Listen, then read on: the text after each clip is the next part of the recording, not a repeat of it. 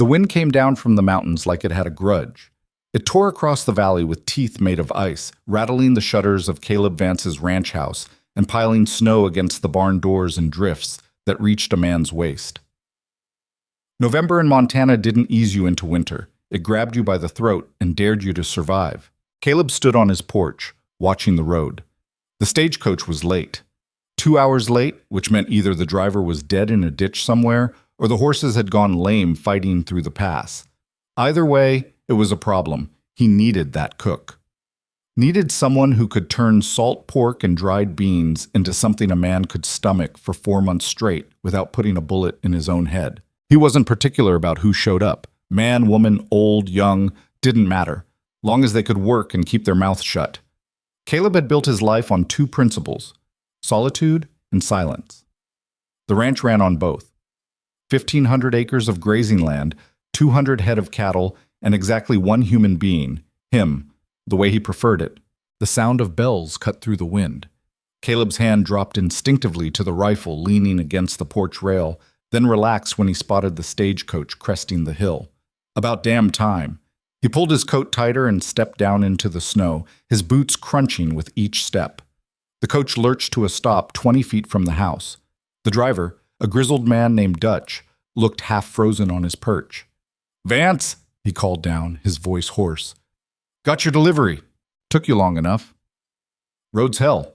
Lost a wheel outside Billings. Had to jury-rig the damn thing." Dutch climbed down stiffly, stamping feeling back into his legs. He moved to the coach door, hesitated, then glanced back at Caleb with an expression that might have been pity or warning. You expecting anyone specific?" Caleb frowned. "Man named Garrett. That's what the agency said." "Yeah?" Dutch scratched his beard. "About that." The door opened. A woman stepped out. Not just any woman. Eliza Hart. The name hit Caleb like a fist to the chest before his brain could even process what he was seeing. 5 years vanished in an instant. The smoky saloon in Miles City. The bottle of whiskey he shouldn't have touched. The room upstairs where he'd broken every rule he'd set for himself. One night. One catastrophic lapse in judgment. He'd left before dawn and spent the next month trying to scrub the memory from his mind. She looked different now. Thinner. Harder. Her dark hair was pulled back severe under a plain bonnet, and her dress, worn but clean, hung loose on a frame that had seen too many missed meals. But her eyes were the same. Sharp. Unflinching. The kind of eyes that saw straight through bullshit. They stared at each other across 10 feet of snow. Neither spoke. Then a small hand appeared in the coach doorway, and Caleb's world tilted sideways. A boy climbed out. Maybe 4 years old, maybe 5. He wore an oversized coat that dragged in the snow, and a wool cap pulled low over his ears. He looked up at Caleb with eyes that were a mirror. Same pale gray, same shape, same way of looking at the world like it owed him an explanation. Caleb's mouth went dry. "Mr. Vance," Eliza said. Her voice was steady, but her knuckles were white where she gripped the boy's hand. "The agency sent me instead of Mr. Garrett. He took another position. I can cook. I can clean. I can work." Caleb couldn't move, couldn't think. His eyes kept dragging back to the boy. Dutch cleared his throat. "Look, Vance, I got a schedule. You want him or not? Because if you don't, I got to take him back to town, and I ain't making that drive twice in one day. No." The word came out rougher than Caleb intended. He forced himself to meet Eliza's gaze. "You can't be here." "I'm already here." "This is a mistake." "Maybe so." She lifted her chin. "But I need the work, and you need a cook, so we can stand in the snow arguing about it, or you can let us inside before my son freezes to death." My son. The words hung in the air like an accusation. Caleb looked at the boy again. Really looked. The resemblance wasn't subtle, it was unavoidable.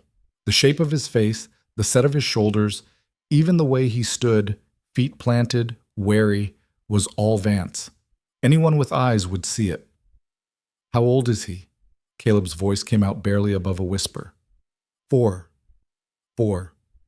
Caleb did the math backwards and felt the ground shift under him.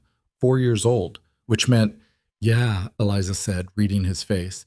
You're doing the arithmetic right. Dutch shifted uncomfortably.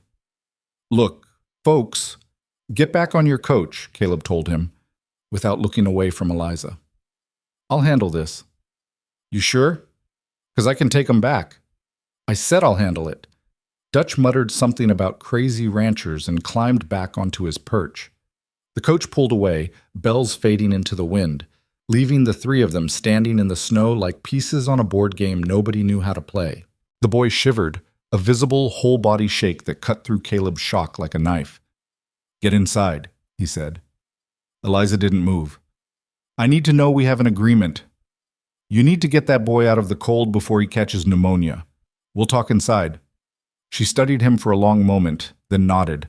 She picked up a battered carpet bag, the only luggage she had, and led the boy toward the house. Caleb followed, his mind racing. The house was warm, at least. He kept the fire going day and night this time of year. Eliza stopped just inside the door, taking in the main room with a sweep of her eyes. It wasn't much. A stone fireplace, a rough-hewn table, 2 chairs, a narrow bed shoved against the far wall. Functional, sparse. The home of a man who didn't plan on entertaining. The boy pressed against Eliza's leg, half hiding behind her skirt. He stared at Caleb with those unsettling gray eyes. What's his name? Caleb asked. Noah. Noah. Caleb tested the word silently. It didn't feel real yet. Why didn't you tell me? The question came out harder than he meant it to. Eliza set down her bag. Tell you what exactly? That a man who left before sunrise without a word might have responsibilities? I tried, Mr. Vance, sent 3 letters to this address, never got a reply. I never... Caleb stopped. 3 letters. He thought back. 5 years ago, he'd spent the winter in the north pasture, miles from the main house. By the time he'd returned in spring, there'd been a pile of mail waiting. Most of it he'd burned without reading. Catalogs, notices, things that didn't matter. His stomach turned. I didn't get them, he said. Well, doesn't change anything now. Eliza pulled off her bonnet, revealing hair that had come loose from its pins. I'm not here for apologies or explanations. I'm here because I need work and you advertised for a cook. I can do the job. That's all this has to be. You can't seriously think, I think I've been doing this alone for 4 years, Eliza cut him off. Washing clothes, scrubbing floors, taking whatever work I could find to keep him fed. The agency said this position paid $40 for the winter season, room and board included. I'm asking for the job I was promised. Nothing more. $40? It wasn't much. Barely enough to survive on. But for a woman with a child and no other prospects, it might as well have been a fortune. Caleb looked at Noah again. The boy was still watching him, silent and wary as a wild animal. Something twisted in Caleb's chest, not quite recognition, not quite guilt, but something heavier than both. Can he stay quiet? Caleb asked. I don't tolerate noise. He's quiet. And you can actually cook? Not just boil water? Eliza's jaw tightened.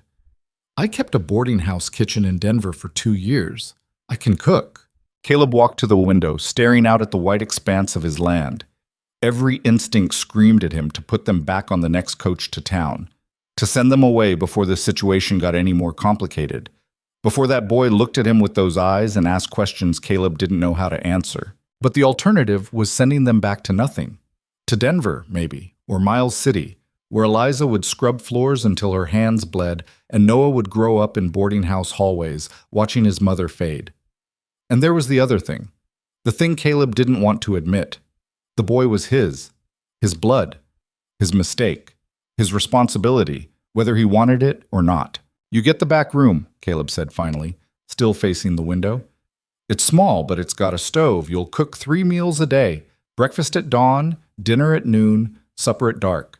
You keep the house clean, do the wash, tend the chickens, $40 at winter's end like the agency promised. And Noah? He stays out of my way. Silence. Then, he's 4 years old. Then teach him to be quiet. Caleb turned. Eliza was staring at him with an expression he couldn't quite read. Anger, maybe, or disgust. But underneath it, something else. Relief, perhaps. The relief of someone who'd been falling and just caught a branch. Fine, she said. We have an agreement. Caleb nodded. I'll show you the room. He led them through the narrow hallway to the back of the house. The room had been storage once, a place for tools and spare tack. He'd cleared it out when he'd sent for the cook, added a cot and a small pot-bellied stove. It wasn't much, but it was warm and dry. Eliza set her bag on the cot. Noah climbed up beside it, his legs dangling. He still hadn't said a word. "Supper's in an hour," Caleb said from the doorway. "If you need, we'll manage." He left them there and returned to the main room. His hands were shaking. He poured himself a whiskey from the bottle he kept above the fireplace and drank it in one swallow. Then another. The burn didn't help. Nothing helped. His whole carefully constructed life had just walked through his door, and he had no idea what to do about it. Outside, the wind howled. Mom. The first 3 days passed in tense, careful silence. Eliza cooked. Plain food, but good. Better than anything Caleb had managed for himself. Biscuits that didn't taste like sawdust. Stew with actual flavor. Coffee strong enough to strip paint. She worked efficiently, moving through the house like a ghost, cleaning and organizing without being asked. She didn't make conversation, didn't ask questions, kept Noah close and quiet. The boy was unsettling. He had a way of watching Caleb when he thought Caleb wasn't looking, studying him, taking him apart piece by piece with those gray eyes. Caleb tried to ignore it, but it was like having a mirror in the room that only showed you your worst angles. On the fourth morning, Caleb woke to find Noah standing in the main room, staring at the rifle above the fireplace. "Don't touch that," Caleb said. Noah jumped. "I wasn't." "Good, keep it that way." The boy looked down at his feet. He was wearing the same oversized coat, even indoors. "My mama says you own all the land we can see." "That's right." "How much land is that?" "More than you can walk in a day." Noah processed this. "Do you have horses?" 6. "Can I see them?" "No." "Why not?" "Because I said so." Noah's face fell. He turned and walked back toward the hallway, his shoulders hunched. Caleb felt a stab of something uncomfortable. Guilt, maybe. Or shame, but he pushed it down. He wasn't here to be the boy's friend, wasn't here to be anything. Eliza appeared in the kitchen doorway. She'd heard the exchange. Caleb could tell by the tightness around her mouth. "He's curious," she said quietly. "He's never been on a ranch before." "Then maybe you should explain to him how things work here." "I have. But he's 4, Mr. Vance. He doesn't understand why a man who owns 6 horses won't let him see them." Caleb poured himself coffee. "He'll learn." "Will he?" Eliza's voice had an edge now. "Or will he just learn that his father doesn't want him around?" The word hit like a slap. Father. Caleb's hand tightened on the mug. "Don't," he said. "Don't what? Tell the truth? Don't make this into something it's not. You're here to work. I'm paying you. That's the arrangement." Eliza crossed her arms. "And what about Noah?" "What about him? Does he get an arrangement too? Or does he just get to live in a house with a man who won't even look at him?" Caleb turned to face her. "You want me to look at him? Fine. I see him. I see exactly what he is. And I see what you want from me. But here's the truth, Miss Hart. I didn't ask for this. I didn't ask for him. And I'm not going to pretend to be something I'm not just because it makes you feel better." Eliza's face went pale. For a moment, Caleb thought she might slap him. Instead, she turned and walked back into the kitchen without a word. Caleb drained his coffee and grabbed his coat. He needed to check the cattle in the north pasture, fix a section of fence before the next storm hit. Work. Something that made sense. He was halfway to the barn when he heard the door open behind him. "Mr. Vance!" He stopped. Eliza stood on the porch, arms wrapped around herself against the cold. "I need you to understand something," she said. "I didn't come here to trap you. I didn't come here to force you into being a father. I came here because I was out of options, and this was the only door that didn't slam in my face. But that boy in there, he's real. He exists, and whether you like it or not, he's going to have questions about why the man who looks just like him won't even speak to him." Caleb said nothing. "You don't have to love him," Eliza continued. "You don't even have to like him. But don't punish him for existing. He didn't ask for this either." She went back inside before Caleb could respond. He stood in the snow staring at the barn, her words echoing in his head. Then he got to work. Chak. The storm hit 2 weeks later. It came down from Canada like the end of the world. Wind that could knock a grown man flat. Snow so thick you couldn't see your hand in front of your face. Caleb spent the first day moving livestock into the sheltered valleys, reinforcing the barn, battening down everything that could blow away. By nightfall, he was exhausted and half frozen, his hands numb even inside his gloves. Eliza had dinner waiting, hot soup, bread, something warm to drink that might have been tea or might have been magic. Caleb ate without tasting it, too tired to care. Noah sat at the table across from him, unusually quiet. The boy had been subdued since the storm started, frightened maybe by the howling wind and the violence of it. "How long will it last?" Eliza asked. "Could be a day, could be a week." Caleb wiped his mouth. "We've got enough firewood and supplies. We'll be fine." "And the animals? They know how to handle it better than we do." Eliza nodded. She started clearing the table. Noah slid down from his chair and followed her into the kitchen like a shadow. Caleb went to the window. The world outside had disappeared into white chaos. Beautiful in its way. Deadly, too. Montana didn't forgive weakness. Didn't matter if you were man, beast, or child, winter took what it wanted. A crash from the kitchen made him turn. Noah had dropped a plate. It lay in pieces on the floor, and the boy stood frozen, eyes wide with fear. "I'm sorry," he whispered. "I'm sorry. I didn't mean—" "It's all right," Eliza said quickly, kneeling. "It was an accident. Just step back so you don't cut yourself." But Noah was looking at Caleb now, terrified, like he expected to be hit, or worse. Caleb's jaw tightened. "It's a plate. Clean it up and forget it." He turned back to the window, but he could feel the boy's eyes on him, could feel the weight of that fear. Later, after Eliza had put Noah to bed, she came back to the main room. Caleb was sitting by the fire, trying to ignore the knot in his chest that had been growing tighter every day. "He's scared of you," Eliza said. "I noticed. It's because you never speak to him, never even look at him unless you have to. He thinks he's done something wrong." "Maybe he has." Eliza's eyes flashed. "He's 4 years old, Mr. Vance. What could he possibly have done?" "He's here, isn't he? So that's his crime, being born?" Caleb stood. "I didn't say that." "You didn't have to." Eliza stepped closer. "You know what I think? I think you're terrified, not of me, not of the situation, of him. Because every time you look at Noah, you see yourself. And that scares you more than anything else in your life ever has." Caleb's hands clenched. "You don't know a damn thing about me." "Don't I?" Eliza's voice was quiet now, almost gentle. "I know you live alone in the middle of nowhere because it's easier than risking anyone getting close. I know you've built walls so high you can't even see over them anymore. And I know that little boy in there wants nothing more than for you to notice him. Not as a problem, not as a mistake, as a person." Caleb turned away. "I can't give him what he wants." "Why not?" "Because I don't know how." The admission hung in the air between them. Caleb hadn't meant to say it, hadn't meant to show that much. But there it was, raw and ugly. Eliza was quiet for a long moment. Then learn. She left him there. Caleb stared into the fire until his eyes burned, listening to the storm rage outside. Huck. 2 days into the storm, the chickens stopped laying. Caleb found 3 of them dead in the coop, frozen despite his best efforts.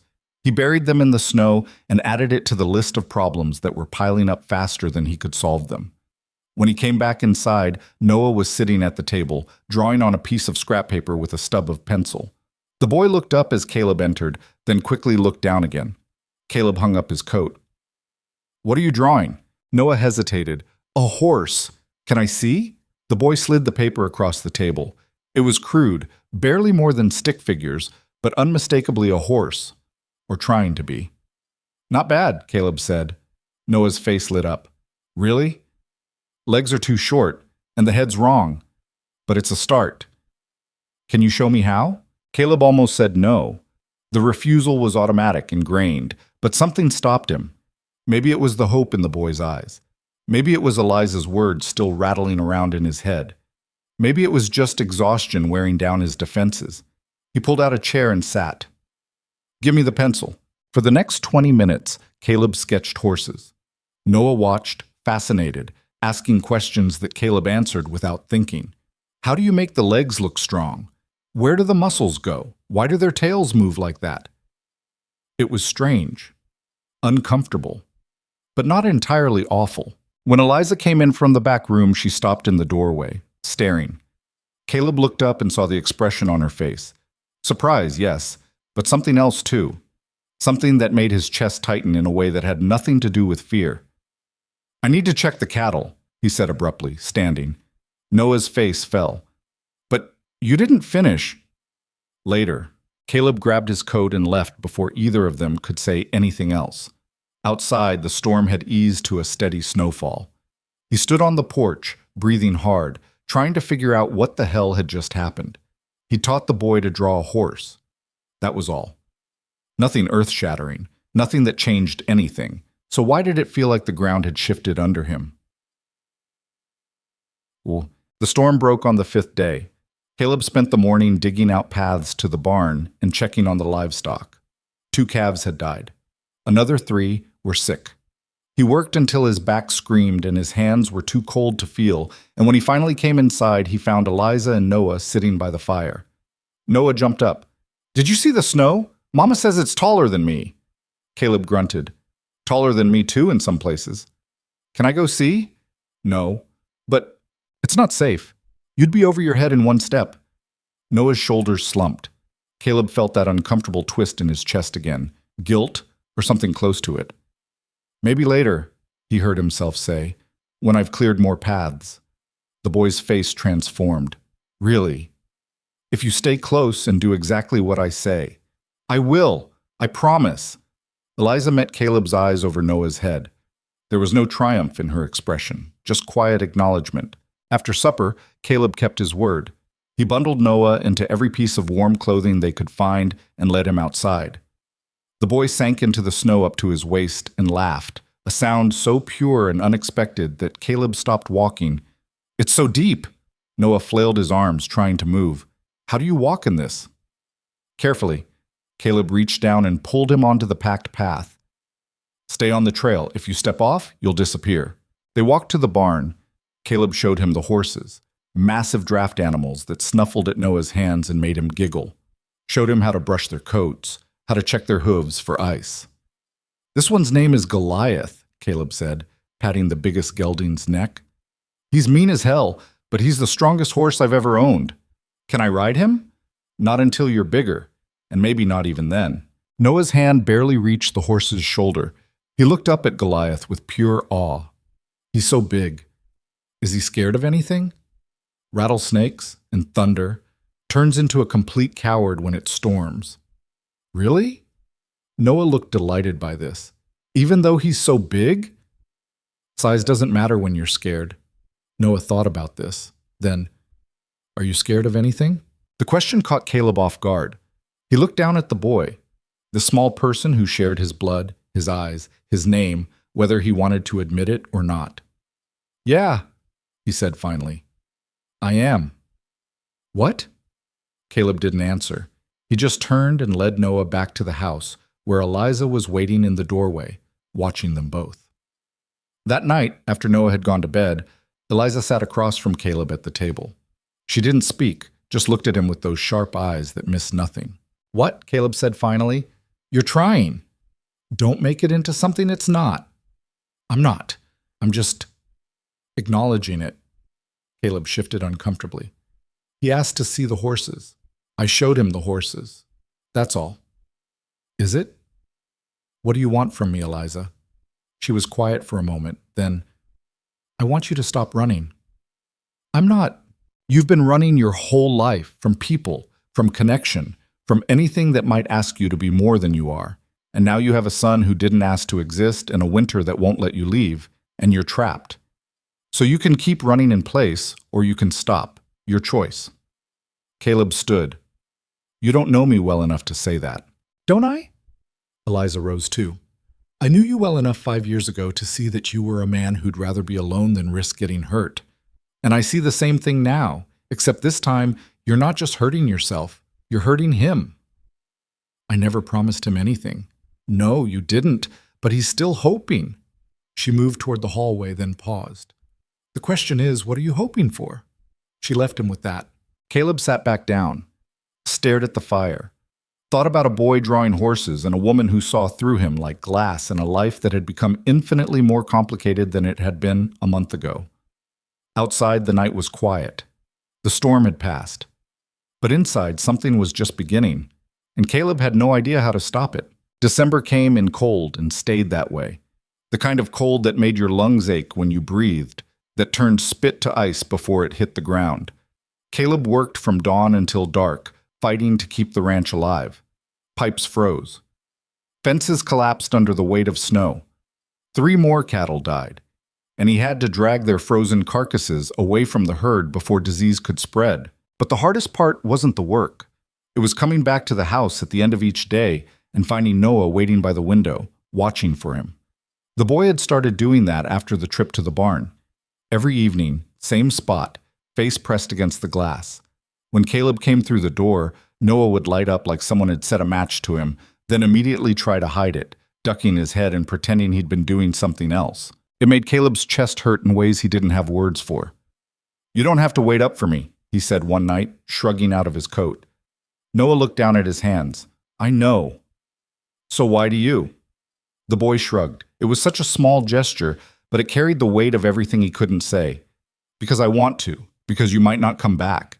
Because I'm trying to figure out if you're really my father or just some man who tolerates my existence." Eliza appeared from the kitchen, wiping her hands on her apron. "Supper's ready." They ate in near silence. Noah kept glancing at Caleb between bites, those gray eyes full of questions he didn't dare ask. Caleb focused on his plate and tried to ignore the way the boy's presence had started to fill up the empty spaces in the house. After the meal, Eliza sent Noah to wash up. The moment he was out of earshot, she turned to Caleb. "He's getting attached to you." "I noticed. That's going to be our problem when spring comes and we leave." Caleb's fork stopped halfway to his mouth. "Leave?" "That was the arrangement. Winter season. Come spring, we go back to Denver." He set the fork down carefully. "Denver's got nothing for you." "It's got more than Montana." "Does it? Last I checked, you came here because you were out of options." Eliza's jaw tightened. "And last I checked, you didn't want us here in the first place, or have you forgotten that conversation?" She had him there. Caleb looked away. "Things change." "Do they?" Eliza leaned forward. "Because from where I'm sitting, you're still the same man who wouldn't even look at his own son 2 weeks ago. You've softened a little, I'll give you that. But soft isn't the same as committed, and Noah needs committed." "What do you want me to say?" "I want you to tell me what you want, not what you think you should want, not what's easiest, what you actually want." Caleb stood up. "I want to check the livestock before it gets full dark." "Of course you do." Eliza's voice followed him to the door. "Run away. That's what you're good at." He slammed the door harder than necessary and stood on the porch, breathing hard. The cold air burned his throat. Above him, stars were starting to appear in the deepening blue. Thousands of them, sharp and distant. What did he want? He'd spent so many years not wanting anything beyond survival that the question felt foreign. But if he was honest, really honest, he knew the answer. He wanted them to stay. Wanted to stop waking up in an empty house. Wanted to teach Noah how to ride and rope and survive this brutal country. Wanted to see Eliza smile the way she had that morning when she'd found wildflowers frozen in the snow and brought them inside like they were treasure. But wanting and having were 2 different things. And Caleb had learned a long time ago that the things you wanted most were usually the first ones ripped away. Behind him, the door opened. Noah stepped out, wrapped in his oversized coat. "Mama says I should give you this." He held out a tin cup of coffee, steam rising from it. Caleb took it. "Thanks." Noah didn't leave. He stood there, shifting from foot to foot, working up the courage to say something. "What is it?" Caleb asked. "Can I ask you a question?" "Depends on the question." "Are you my father?" The coffee suddenly tasted like ash in Caleb's mouth. He'd known this was coming, had felt it building for weeks, but knowing didn't make it any easier. "What did your mother tell you?" "She said you are." "But you never said it, so I thought maybe—" Noah trailed off, staring at his boots. "Maybe she was wrong. Or maybe you just didn't want to be." Caleb crouched down so they were eye level. Up close, the resemblance was even more striking. It was like looking at a photograph of himself at that age. Same stubborn chin, same serious expression, same wariness around the edges. Your mother wasn't wrong, Caleb said quietly. Noah's eyes went wide. So you are? Yeah. Then how come you never said so? That was the question, wasn't it? How come he'd spent weeks dancing around the truth, treating this boy like a stranger when his own face was staring back at him?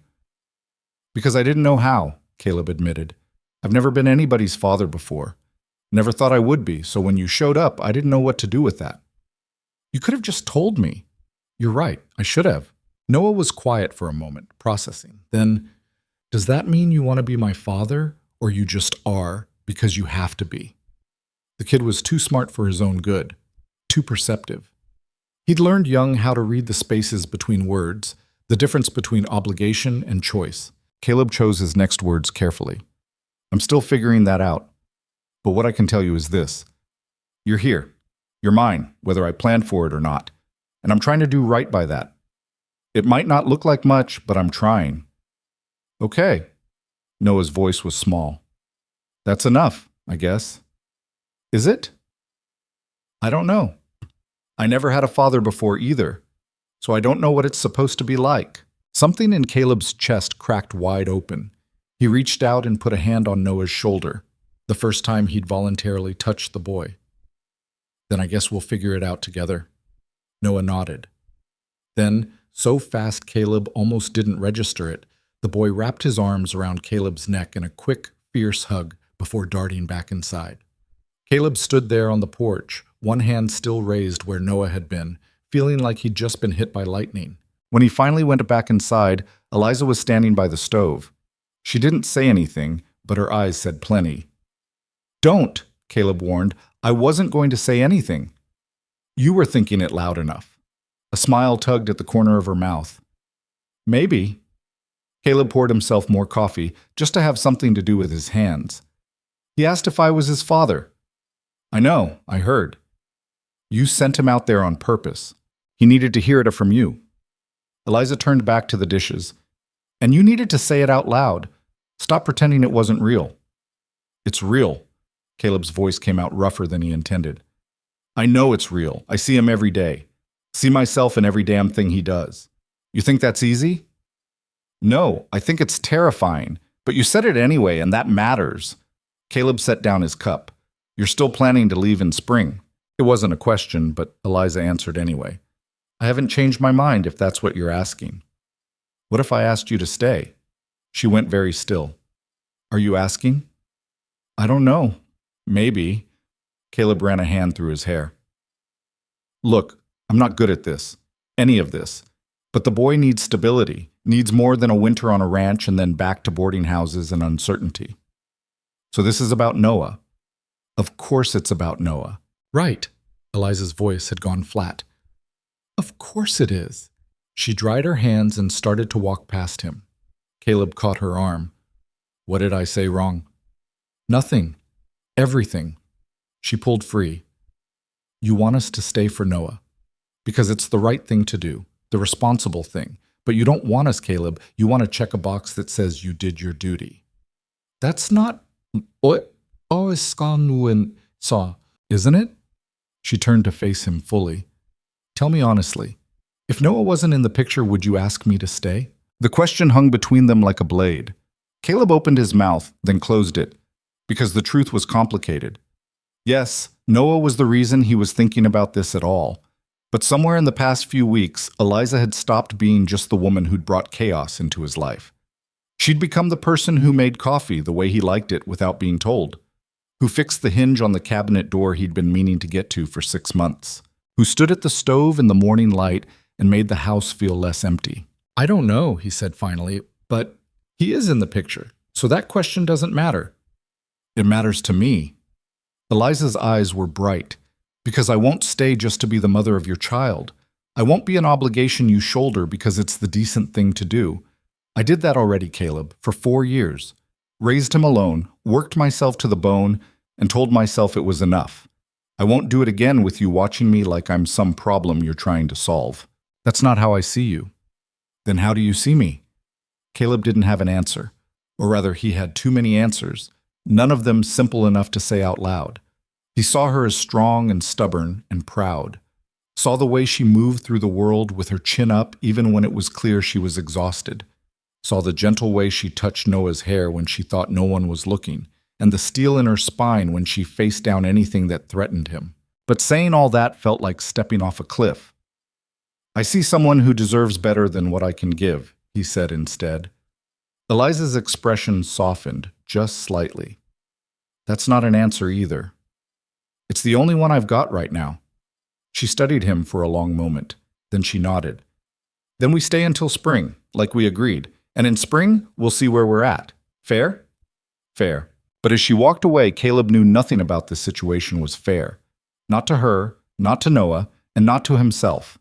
He'd spent 15 years building a life that required nothing from him except work and solitude. Now that life was coming apart at the seams, and he didn't know how to stitch it back together. The next morning, he woke to the sound of Noah's laughter. It was so unexpected that Caleb thought he was dreaming at first. But when he pulled on his pants and walked into the main room, he found the boy sitting on the floor with a length of rope, trying to tie knots. "What are you doing?" Caleb asked. Noah looked up, startled. "Mama showed me how to tie my shoes yesterday. I wanted to practice, but I used all the laces, so I'm using this instead." The rope was in a hopeless tangle. Caleb almost said so, then caught himself. "Let me see." He sat down on the floor, something he hadn't done in years, and took the rope. "You're starting wrong. The loop goes over, not under. Like this." He demonstrated. Noah watched, fascinated. "Now you try." The boy's small fingers fumbled with the rope, but he managed something that almost resembled a knot. Not quite right, but closer. "Better," Caleb said. "Keep practicing." "Will you teach me more knots?" "Maybe later. I've got work." "Can I come with you?" Caleb started to say no automatically, then stopped. He looked at Noah's eager face, at the hope written all over it, and felt that pull again, the pull toward something he'd spent his whole life avoiding. "You'll have to keep up," he said, "and do exactly what I tell you." "I will!" "And wear every warm thing you own. It's below freezing out there." "I'll get my coat!" Noah scrambled up and ran toward the back room. Eliza appeared in the kitchen doorway, eyebrows raised. "You're taking him with you?" "Apparently. You don't have to." "I know." Caleb stood, brushing off his pants. "But he needs to learn how things work around here. Might as well start now." Something shifted in Eliza's expression. Not quite approval, but close. "Don't let him get frostbite." "I won't." Noah came back wearing so many layers he could barely move his arms. Caleb had to hide a smile. "Come on," he said. "Let's go." They spent the morning together. Caleb showed Noah how to break ice on the water troughs, how to scatter feed for the chickens, how to check the barn for gaps where cold air could get in. The boy asked 1,000 questions, and Caleb found himself answering them. Not patiently exactly. He wasn't built for patience, but honestly. Why do the chickens stop laying eggs when it's cold? Their bodies save energy for staying warm instead. Can we make them warmer so they lay more eggs? We do. That's why the coop has a stove. But it's still not enough sometimes. Do cows get cold? Not as much as people. They've got thick hides. Why don't we have thick hides? Because we're built different. But we get cold more, so we're built worse. Caleb actually laughed at that. I guess you could see it that way. Noah beamed like Caleb had handed him gold. By midday, the boy was shivering despite all his layers. Caleb sent him back to the house with instructions to warm up by the fire. Noah went reluctantly, looking back over his shoulder every few steps. When Caleb came in for dinner an hour later, he found Noah at the table drawing. More horses, but better this time. The legs were the right length, the proportions closer to accurate. "You've been practicing," Caleb observed. Noah nodded. "I want to draw Goliath, but I can't get his head right. It's too big." "Draft horses have big heads. That's how they're supposed to look." "Oh." Noah studied his drawing with new eyes. "So maybe it is right?" "Close enough." The boy's face lit up again. Caleb was starting to recognize that expression, the way Noah looked at him like he'd hung the moon just by existing. It was uncomfortable and gratifying in equal measure. Eliza set plates on the table. "How'd he do this morning?" "Good. Didn't complain once, even when his hands got cold." "Did you let him near the cattle?" No, just the chickens and the barn work. Can I see the cattle tomorrow? Noah asked around a mouthful of bread. Maybe, if the weather holds. Promise? Caleb hesitated. Promises were dangerous things. They created expectations, and expectations led to disappointment. But Noah was looking at him with those wide gray eyes, and Caleb found he couldn't say no. Yeah, I promise. Noah grinned and went back to his food. That night, after this boy had gone to bed, Caleb sat by the fire with a cup of whiskey, thinking. About promises. About the way Noah's hand had felt in his when they'd walked back from the barn, small and trusting and terrifyingly fragile. About how Eliza had watched them from the kitchen window with an expression he couldn't quite read. He was in over his head. Drowning, really. But for the first time in 15 years, he wasn't sure he wanted to swim for shore. The cold snap broke 3 days later, giving them a reprieve. The temperature climbed all the way to 20 degrees, which felt downright balmy after weeks below zero. Caleb took advantage of it, working double time to repair everything that had broken during the worst of the weather. Noah followed him everywhere now. The boy had become his shadow, watching, learning, asking questions that ranged from practical to philosophical. Caleb had never been much of a talker, but he found himself explaining things. How to read the sky for coming weather. Why you never approach a horse from behind. The difference between a fence that'll hold and one that'll collapse the first time a cow leans on it. Why do you live all the way out here? Noah asked one afternoon while they were mending fence. Caleb hammered in a nail. It's quiet. Don't you get lonely? No. Really? Caleb looked at him. You don't believe me?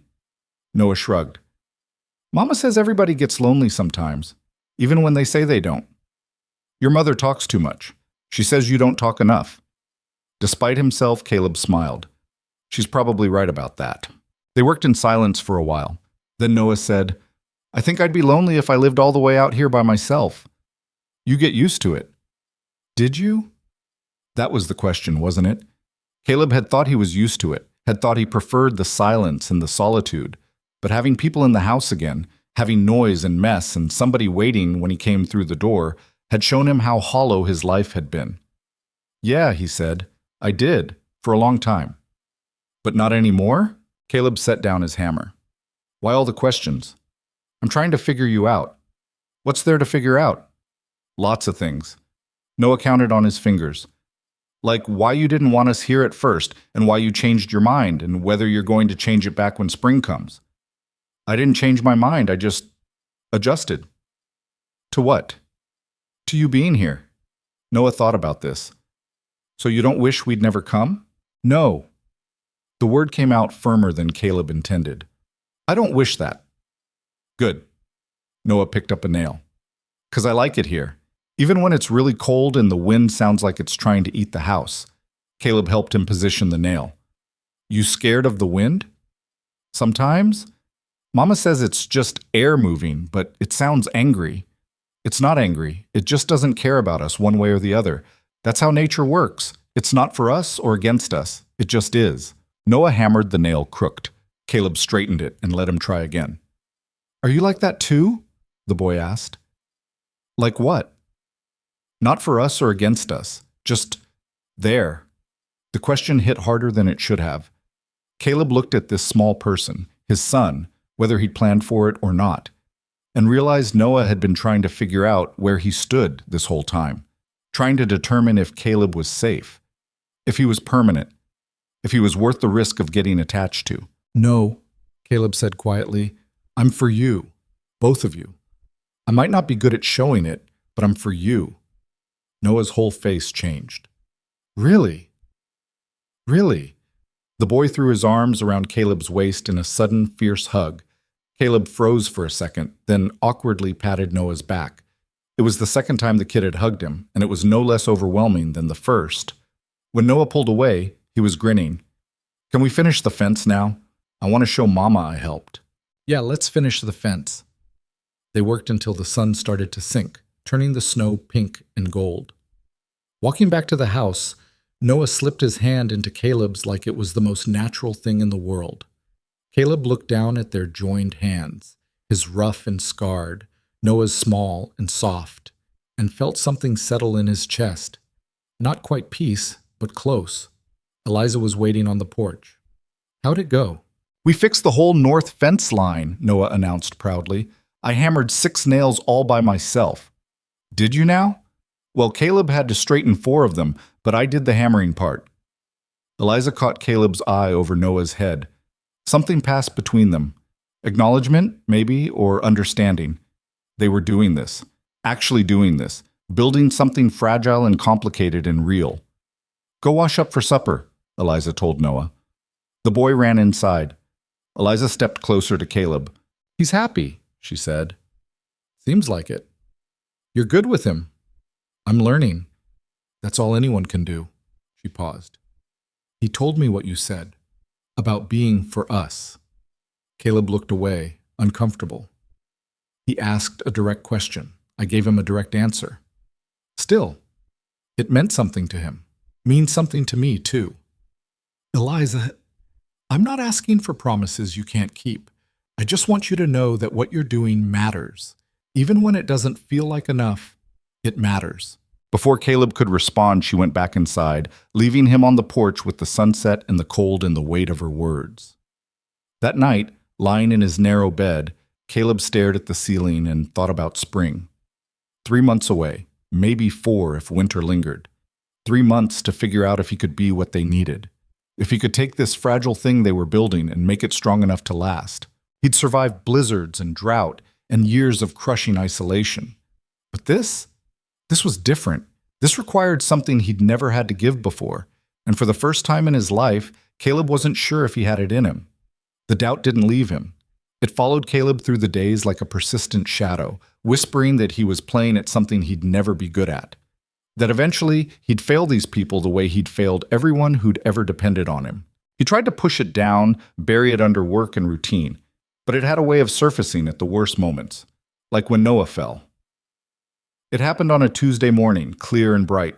Caleb was showing the boy how to climb into the hayloft, something simple, something any ranch kid learned before he turned 6. The ladder was sturdy, the rungs close together, nothing dangerous about it. Hand over hand, Caleb instructed from below. Don't look down. Just focus on the next rung. Noah climbed slowly, his small hands gripping tight. He was halfway up when his foot slipped. It happened fast. 1 second the boy was fine. The next he was falling backwards, arms pinwheeling. Caleb lunged forward and caught him, barely. Noah slammed into his chest hard enough to knock the wind from both of them, and they went down in a tangle of limbs. For a heartbeat, neither moved. Then Noah started crying, loud, gasping sobs that came from somewhere deep. You're all right, Caleb said, even though his own heart was hammering. You're all right. Let me see. But Noah just clung to him, face buried in Caleb's coat, crying like the world was ending. Caleb held him awkwardly, one hand on the boy's back, feeling the small body shake. The door banged open. Eliza ran out, her face white. What happened? He slipped. I caught him. He's fine. He doesn't sound fine. She knelt beside them, trying to pull Noah away so she could check him over, but the boy wouldn't let go of Caleb. I'm sorry, Noah sobbed. I'm sorry, I didn't mean to. You didn't do anything wrong, Caleb said. It was an accident. Everybody falls sometimes. But you said to be careful, and I wasn't careful enough. And Noah, Caleb made his voice firm. Look at me. The boy pulled back just enough to meet his eyes, tears streaming down his face. You did fine, Caleb said. The only thing that matters is you're not hurt. The rest is just noise. Really? Really? Noah's crying slowed to hiccups. Eliza finally managed to check him over. No blood, no broken bones, just scared. She carried him inside, murmuring reassurances, while Caleb stayed in the barn. His hands were shaking. He stared at them, at the way they trembled, and felt sick. 2 seconds slower, and he wouldn't have caught the boy. Noah would have hit the ground head first. And then what? Cracked skull? Broken neck? Caleb had seen enough accidents on ranches to know how fast things could go wrong. How one mistake could end everything. He'd been a fool to bring Noah out here, to think he could teach him anything without putting him in danger. The ranch wasn't a place for children. It was harsh and unforgiving, and sooner or later it would hurt the boy. Maybe worse than hurt. When Caleb finally went inside, he found Noah asleep on the narrow bed in the back room, Eliza sitting beside him. He's fine, she said quietly. Just exhausted from crying. Caleb nodded, but didn't come closer. Eliza studied him. You're blaming yourself. I shouldn't have put him on that ladder. He's 4. 4-year-olds fall. It's what they do. He could have been killed. But he wasn't. You caught him. She stood, crossing her arms. So what is this really about? I don't know what you mean. Yes, you do. You're looking for a reason to pull back, to stop trying. One accident and suddenly you're ready to put up walls again. Caleb's jaw tightened. That's not what I'm doing. Isn't it? Because from where I'm standing, it looks like you're scared. And instead of admitting that, you're finding excuses to push us away. He could have died, Eliza. And he didn't. Because you were there, because you were paying attention, because you care about him, whether you want to admit it or not. She moved closer. You can't protect him from everything. The world's going to hurt him sometimes. That's not a reason to keep your distance. It's a reason to stay close. Caleb looked past her at Noah's sleeping form. The boy's face was still blotchy from crying, one hand curled under his chin. He looked impossibly small. What if I'm not enough? The words came out before Caleb could stop them. What if I try and it's still not enough? Eliza's expression softened. Then you try again. That's what being a parent is, showing up, even when you're scared, even when you fail. You make it sound simple. It's not simple. It's the hardest thing you'll ever do, but it's also the only thing that matters. She left him there, and Caleb stood in the doorway watching Noah sleep, trying to quiet the voice in his head that said he'd already failed before he'd really started. The next morning, Noah was subdued. He ate breakfast in silence, answered questions with single words, and didn't ask to go outside. Caleb recognized the signs. The boy was scared. Scared of disappointing him. Scared of falling again. Scared of everything. Come on, Caleb said after clearing his plate. We've got work to do. Noah's eyes went wide.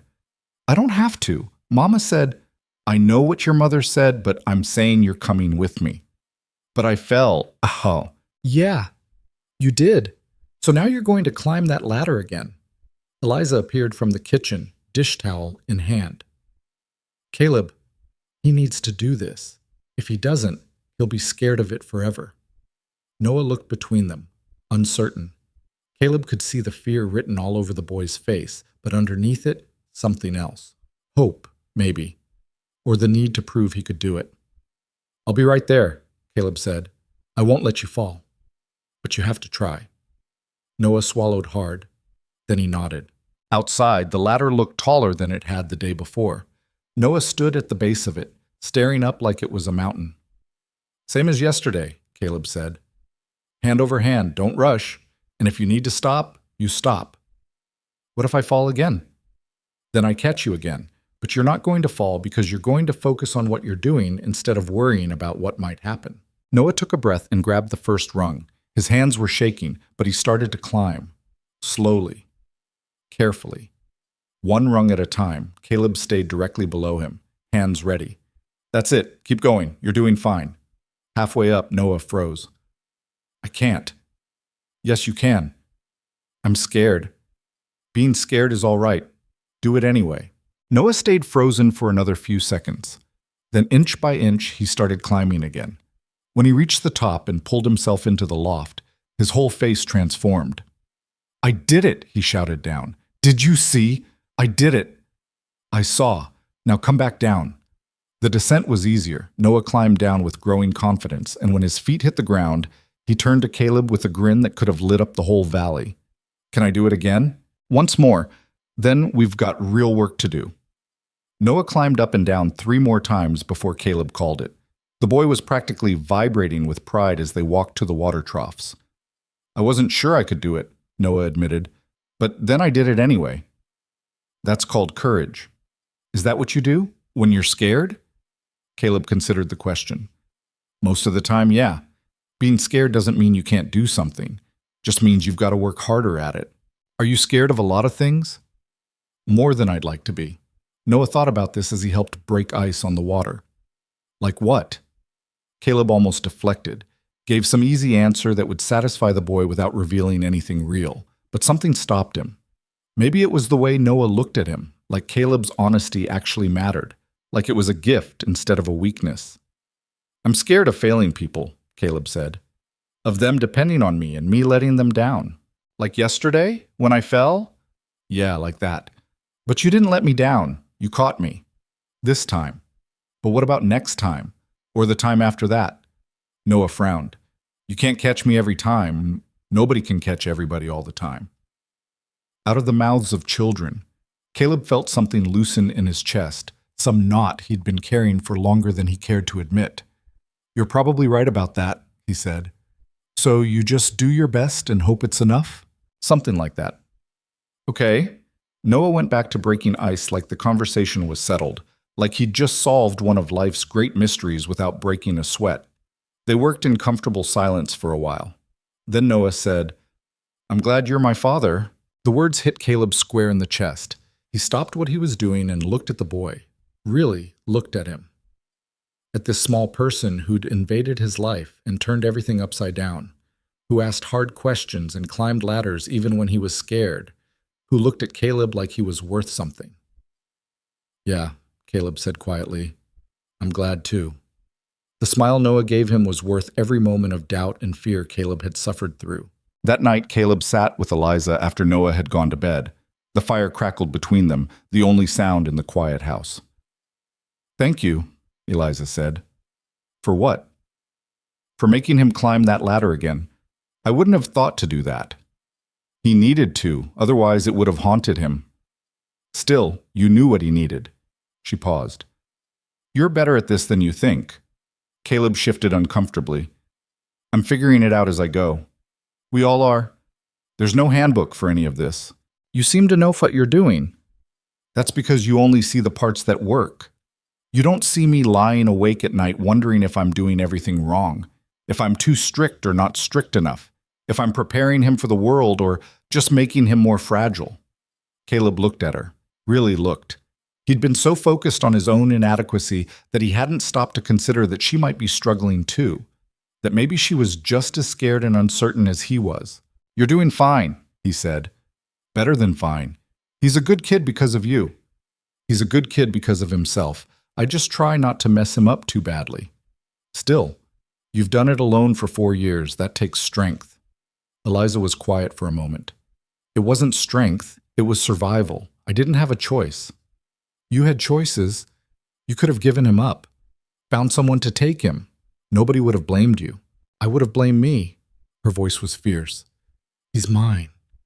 From the moment I felt him move inside me, he was mine, and I don't give up what's mine. The intensity in her eyes made Caleb's throat tight. This woman had fought for her son every day of his life, with no help and no guarantee of success. She'd worked herself to exhaustion, sacrificed everything, and never once complained about the unfairness of it. He's lucky to have you, Caleb said. He's lucky to have us both now, even if you're still figuring out what that means. I am figuring it out, I mean. I know, and that's enough. But was it? Caleb wasn't sure, because figuring it out implied he'd eventually get it right, and he had no faith in that outcome. Every day felt like walking a tightrope. One wrong step and everything would collapse. What if spring comes and I'm still just figuring it out? He asked. Eliza met his gaze. Then we'll deal with it when spring comes. But stop trying to predict failure before you've even had a chance to succeed. Is that what I'm doing? That's exactly what you're doing. You're so convinced you're going to fail that you won't let yourself believe you might not. She leaned forward. I'm not asking you to be perfect, Caleb. I'm asking you to be present, to show up, to try. That's all. And if trying isn't enough, then at least you tried. That's more than a lot of people do. Caleb wanted to believe her, wanted to trust that his effort would be sufficient, but trust had never been his strong suit. Still, he nodded. All right. All right? I'll keep trying for as long as you'll let me. Something shifted in Eliza's expression. Not quite a smile, but close. That's all I'm asking. They sat in silence after that, watching the fire burn down to embers. Caleb thought about the boy asleep in the back room, about the woman sitting across from him who'd crossed his threshold 2 months ago and changed everything, about the life he'd built on isolation and whether he was ready to let it crumble. He still didn't have answers, but for the first time he was starting to think that maybe answers weren't the point.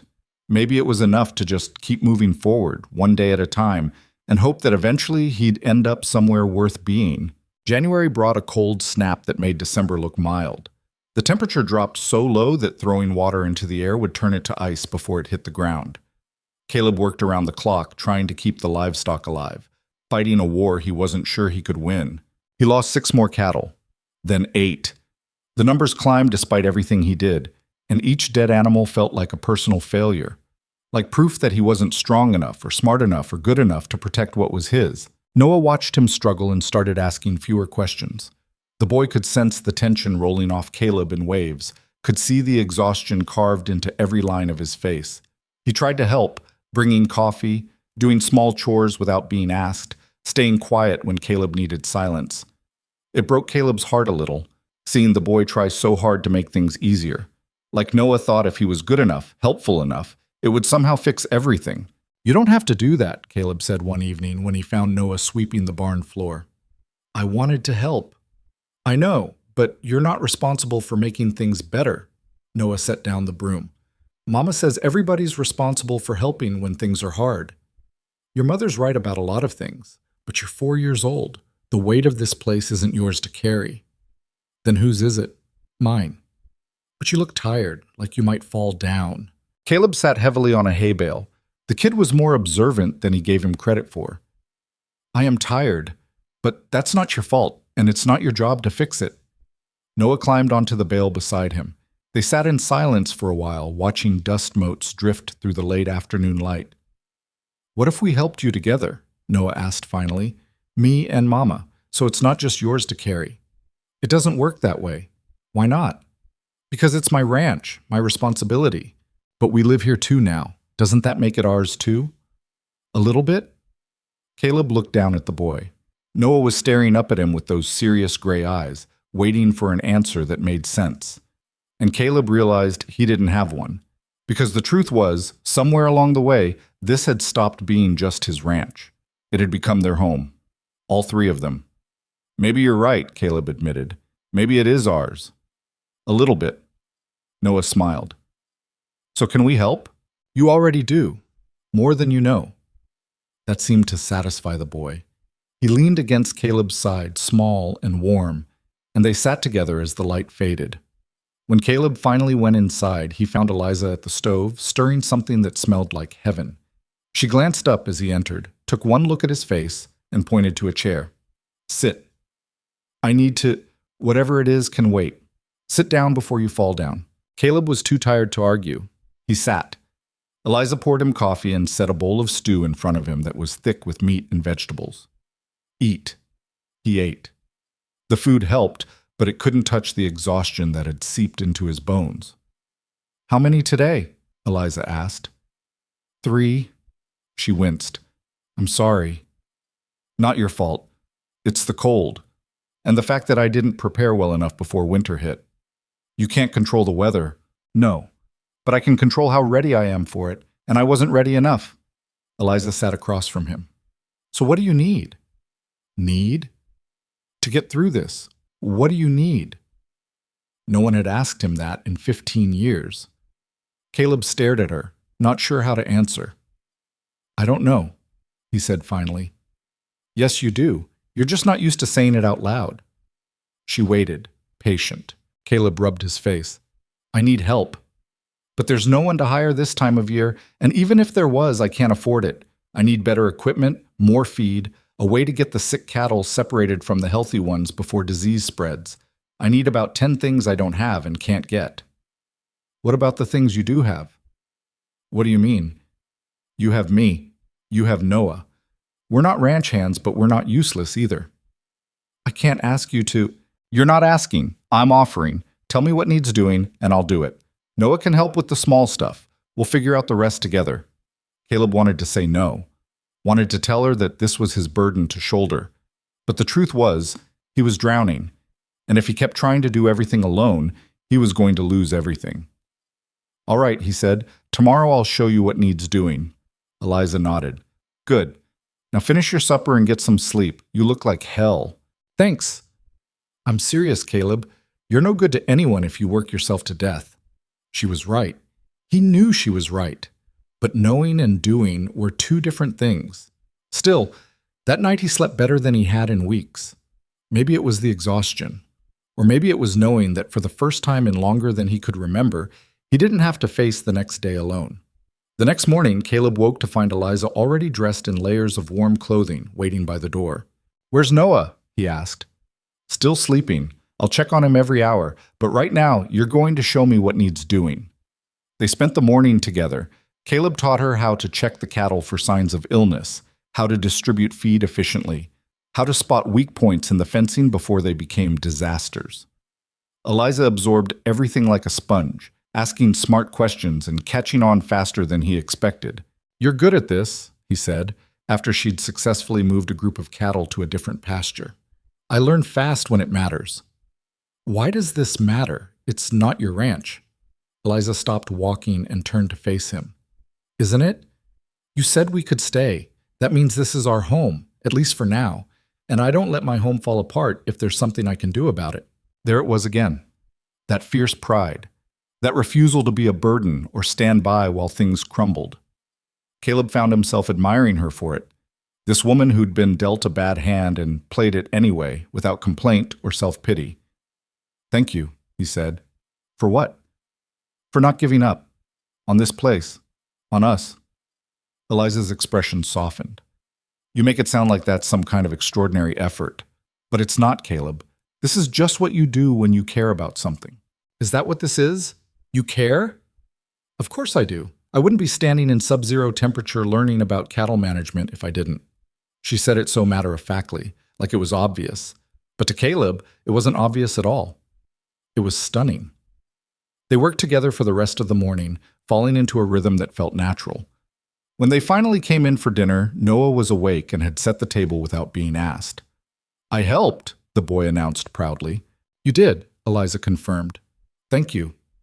They ate together, the three of them, and for the first time since the cold snap started, Caleb felt like maybe, just maybe, they were going to make it through. That fragile sense of hope lasted exactly 3 days. On the 4th day, Noah got sick.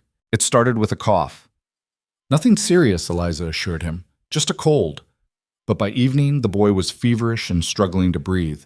His skin was hot to the touch, his lips pale, his breathing rapid and shallow. Eliza tried everything, cool cloths, warm liquids, keeping him bundled up. Nothing helped. By midnight, Noah was delirious, crying out for people who weren't there, thrashing in his sleep. Caleb stood in the doorway, useless. He didn't know anything about sick children, didn't know what was normal and what was dangerous. All he knew was that Noah was suffering, and he couldn't fix it. "We need a doctor," Eliza said. Her voice was calm, but Caleb could hear the panic underneath. "Nearest doctor is in town, 20 miles. Then we take him to town. In this cold? At night? We'd never make it. The roads are impassable, and even if they weren't, he'd freeze before we got halfway." Eliza's face crumpled. "Then what do we do?" Caleb didn't have an answer. He looked at Noah, at this small boy who'd somehow become the center of his world, and felt a fear so profound it nearly brought him to his knees. This was what he'd been afraid of. This moment, this proof that caring about someone meant giving them the power to destroy you. But standing there, watching Eliza fight to save their son, Caleb realized something else. Fear didn't matter. Not when weighed against the life of the boy in that bed. "I'll ride to town," he said. "Bring the doctor back." "You just said—" "I know what I said, but I'm going anyway." Eliza grabbed his arm. "You'll die out there."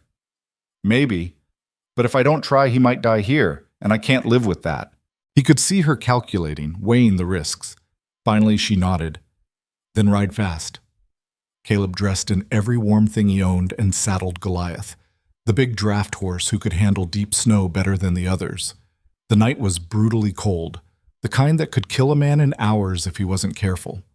Before he left, he went to Noah's room. The boy was half asleep, eyes glassy with fever. "Hey," Caleb said softly.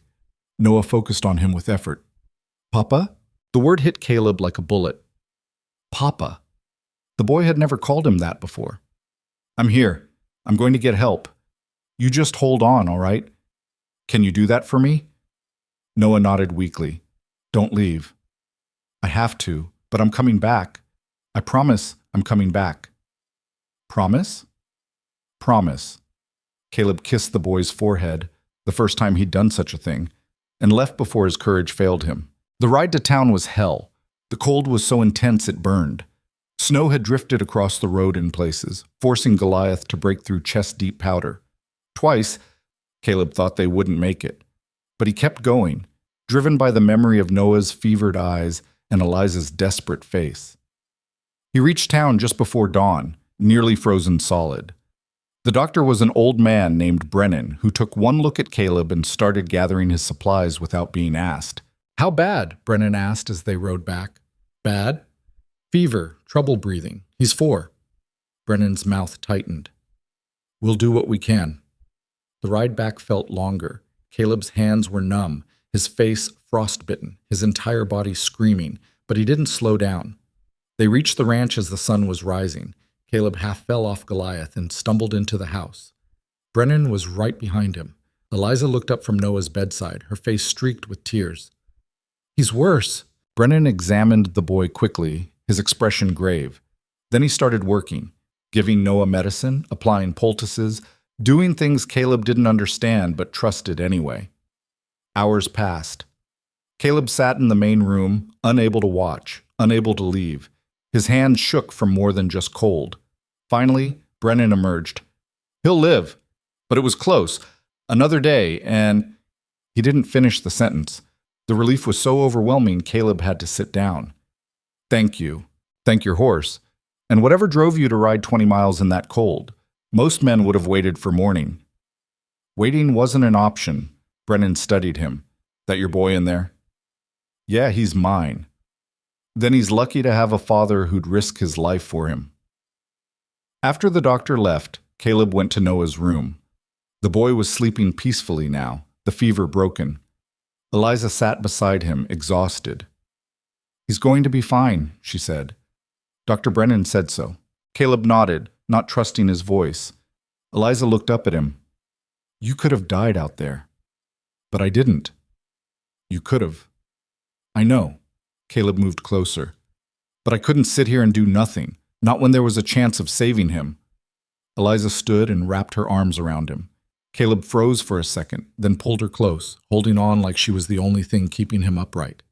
"Thank you," she whispered against his chest, "for bringing help, for not giving up." "I'll never give up on him," Caleb said, "or on you. Whatever else happens, know that." She pulled back just enough to look at him. "I do know. I see it, even when you don't." They stood there holding each other while Noah slept and the sun climbed higher in the winter sky. And Caleb realized that somewhere along the way, without meaning to, he'd stopped being alone. He'd become part of something bigger than himself, messier, more complicated, more terrifying, but also more real than anything he'd ever known. Noah's recovery was slow. For 3 days he barely moved, sleeping 16 hours at a stretch while his small body fought off whatever had tried to kill him. Caleb found himself checking on the boy constantly, standing in the doorway just to watch him breathe, making sure his chest still rose and fell. Eliza caught him at it on the 4th morning. "He's not going to disappear if you stop watching him." "I know." "Do you?" "Because you've been hovering like a ghost for 3 days." Caleb didn't have a good answer for that. The truth was he couldn't shake the memory of Noah's fevered face, the way the boy had called him Papa right before Caleb had ridden into a night that could have killed him. It had changed something fundamental inside him, flipped some switch he hadn't known existed. "I almost lost him," Caleb said finally, "before I even really had him." "But you didn't lose him. He's right here, getting stronger every day." "This time?" "What about next time?" Eliza crossed her arms. "There you go again, borrowing trouble from tomorrow instead of living in today." "Can you blame me after what just happened?" "No, but I can remind you that you can't control everything. Bad things happen, people get sick, accidents occur, and you standing guard over his bed 24 hours a day won't change that." She was right, but knowing it didn't make it easier. Caleb had spent 15 years avoiding exactly this kind of vulnerability, the kind that came from caring whether someone lived or died. Now that he'd crossed that line, there was no going back. Noah's life mattered to him more than his own, and that was terrifying. "How do you do it?" he asked. "How do you live with this kind of fear every day?" Eliza's expression softened. You just do. Because the alternative is not having him at all, and that's worse than any fear. She left him with that thought, and Caleb knew she was right. Whatever terror came with loving Noah was nothing compared to the emptiness that would remain if he'd never let the boy in. By the end of the week, Noah was well enough to sit up and eat solid food. The first thing he asked for was to see the horses. Not yet, Eliza said. You're still too weak. Noah's face fell. Then he looked at Caleb with those gray eyes. Papa, can't I just look at them? I won't go near them. I just want to see. There it was again. Papa. The word that had become Noah's default name for him, spoken so naturally, it was like the boy had been saying it his whole life. Each time Caleb heard it, something in his chest expanded. I'll bring Goliath to the window, Caleb said, so you can see him from inside. Noah's face lit up. Really? Really, but you stay in bed. Deal? Deal. Caleb went out to the barn and led the big draft horse around to the side of the house where Noah's window was. The horse's breath steamed in the cold air as Caleb positioned him close to the glass. Through the window, he could see Noah pressed against the pane, grinning ear to ear. He's so big. Noah's voice was muffled but delighted. Can he see me? Caleb waved, and Noah waved back frantically. It was such a small thing, showing a sick boy a horse through a window. But the joy on Noah's face made it feel monumental. When Caleb came back inside, stomping snow from his boots, Eliza was watching him with an unreadable expression. What? He asked. Nothing, just, you're good with him. I brought a horse to a window. It's not exactly complicated. It's not about complicated. It's about seeing what he needs and giving it to him. A lot of men wouldn't bother. I'm not a lot of men. No, Eliza said quietly. You're not. Something hung in the air between them. Something unspoken but present. Caleb had felt it building for weeks now, this thing that existed between him and Eliza. It wasn't just about Noah anymore. It was about the way she laughed at his dry comments, the way she moved through his house like she belonged there, the way she looked at him sometimes, like she saw past all his walls to whatever was underneath. He didn't know what to do with it. So he did what he always did, ignored it, and went back to work. February arrived with slightly warmer temperatures, though warm was relative. 20 degrees felt balmy after the brutal cold of January. The cattle losses stopped, and slowly the ranch began to stabilize. Caleb threw himself into catching up on everything that had fallen apart during the worst of winter: repairs, maintenance, preparing for calving season that would start in March. Eliza worked beside him more often than not. She'd become genuinely skilled at ranch work, handling tasks that would have intimidated most city women. Caleb found himself relying on her, trusting her judgment, asking her opinion on decisions he would have made alone before. Noah, fully recovered, followed them around like an eager puppy. The boy was talking more now, asking endless questions about everything he saw. How did cows make milk? Why did chickens need grit? What made the wind blow? Caleb answered as best he could, and when he didn't know, he admitted it. Somehow that seemed to make Noah trust him more, not less. One afternoon, while they were checking fence lines, Noah asked the question Caleb had been dreading. Are we going to leave when spring comes? Caleb's hand stilled on the wire he was mending. What makes you ask that? I heard Mama talking to you about it. Before I got sick. She said we were only staying for winter. Eliza had stopped working too, watching them both. That was the original plan, Caleb said carefully, but plans change sometimes. Do you want us to stay? It was such a direct question, asked with such guileless honesty, that Caleb had no room to deflect or dodge. Noah deserved the truth. Yeah, Caleb said. I do. Really? Really? When you first got here, I didn't know what to do with you. Didn't know how to be your father. But now, he paused, searching for the right words. Now I can't imagine this place without you in it. Noah processed this solemnly. What about Mama? Do you want her to stay too? Caleb looked at Eliza. She was standing very still, her expression carefully neutral, waiting for his answer. Yes, he said, holding her gaze. I want her to stay too. Then we should stay, Noah announced, like it was the simplest thing in the world. If everybody wants it, we should just do it. It's not quite that simple, Eliza said. Why not? Because wanting something and making it work are two different things. Noah frowned. But you're good at making things work. You said so. You said we could make it work anywhere if we tried hard enough. Caleb watched Eliza struggle with her own logic being used against her. A smile tugged at his mouth despite the seriousness of the conversation. You're too smart for your own good, she told Noah. Is that bad? No, it's just complicated. You always say that when you don't want to answer something. That's because a lot of things are complicated. But they don't have to be, Noah insisted. Papa wants us to stay. We want to stay, so we stay. That's not complicated. That's easy. Out of the mouths of children, Caleb thought again. The boy had cut through all the fear and uncertainty to the simple truth underneath. They wanted the same thing. The only question was whether they were brave enough to reach for it. That night, after Noah was asleep, Caleb found Eliza sitting by the fire, staring into the flames.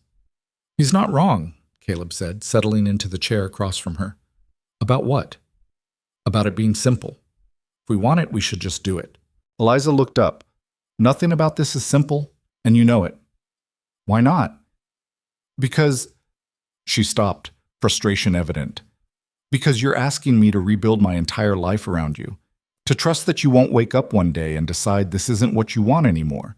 To believe that you're capable of being what Noah needs, what I need. And you don't believe that? I don't know what I believe. 2 months ago, you could barely look at your own son. Now you're asking us to stay permanently. That's a big swing, Caleb. How do I know it'll last? You don't, he admitted. Same way I don't know if I'll be good enough at this. But I know I'm tired of being alone, tired of pretending I don't need anyone. And I know that when Noah got sick, the thought of losing him nearly killed me. That's got to count for something. It counts for a lot. But is it enough? I don't have a better answer than that. All I can tell you is I'm here. I'm trying, and I want this, all of this, more than I've wanted anything in my life. Eliza was quiet for a long moment. What exactly is this? Us living here? Me working for you? What are we talking about? And there it was. The real question. The one Caleb had been avoiding because saying it out loud made it real. I'm talking about family, he said. About you and me raising Noah together. About building something that lasts. As what? Partners? Roommates? What? Caleb stood up, too restless to sit. I don't know. I've never done this before. Never wanted to. But I know I think about you when I'm working. Wonder what you're doing, if you need help. I know I like coming home and finding you here, like the way you call me out on my bullshit and don't let me hide behind work. I know. Caleb. He stopped pacing and looked at her. Are you saying you have feelings for me? Eliza asked. Real feelings, not just gratitude or obligation? His throat was tight. This was it. The moment where he could retreat back to safety or step off the cliff and hope he didn't hit bottom. Yeah, he said. I am. Eliza's eyes widened slightly. Since when? I don't know. It happened gradually. One day I looked at you and realized you weren't just Noah's mother anymore. You were everything. Everything, she repeated softly. Yeah. She stood and crossed to him. They were close now, close enough that he could see the firelight reflected in her eyes. I need you to understand something, she said. If we do this, if we try to make this real, I need you all in, not halfway, not when it's convenient, all of you. Can you do that? Could he? Caleb thought about the man he'd been when they arrived, isolated, defensive, afraid of connection. Then he thought about who he'd become over the past 3 months. Someone who taught a boy to draw horses. Someone who rode 20 miles through deadly cold to save a child's life. Someone who wanted more than survival. I can try, he said. I know that's not the certainty you're looking for, but it's the honest answer. I can't promise I'll be perfect. But I can promise I'll show up every day for you and for Noah. Eliza studied his face, searching for something. Whatever she found there must have satisfied her because she stepped closer and kissed him. It was tentative at first, testing, then deeper, more certain. Caleb pulled her against him, one hand cupping the back of her head, the other at her waist. She tasted like coffee and cinnamon, and kissing her felt like coming home after a lifetime of wandering. When they finally pulled apart, both breathing hard, Eliza rested her forehead against his chest. This is insane, she said. We barely know each other. We've been living together for 3 months. That's not the same as knowing someone. Then we'll learn. We've got time. She laughed, the sound muffled against his shirt. You make it sound so easy. It won't be. But nothing worth having ever is. Eliza pulled back to look at him. When did you become a philosopher? Since a 4-year-old started asking me impossible questions every day. She smiled, really smiled, and Caleb felt something in his chest unlock. He'd been so focused on being afraid of failing, afraid of loss, afraid of wanting, that he'd forgotten what it felt like to just be happy. So we're doing this? Eliza asked. Really doing this? If you're willing. I must be crazy. Probably. But I'm willing. We'll stay. We'll try.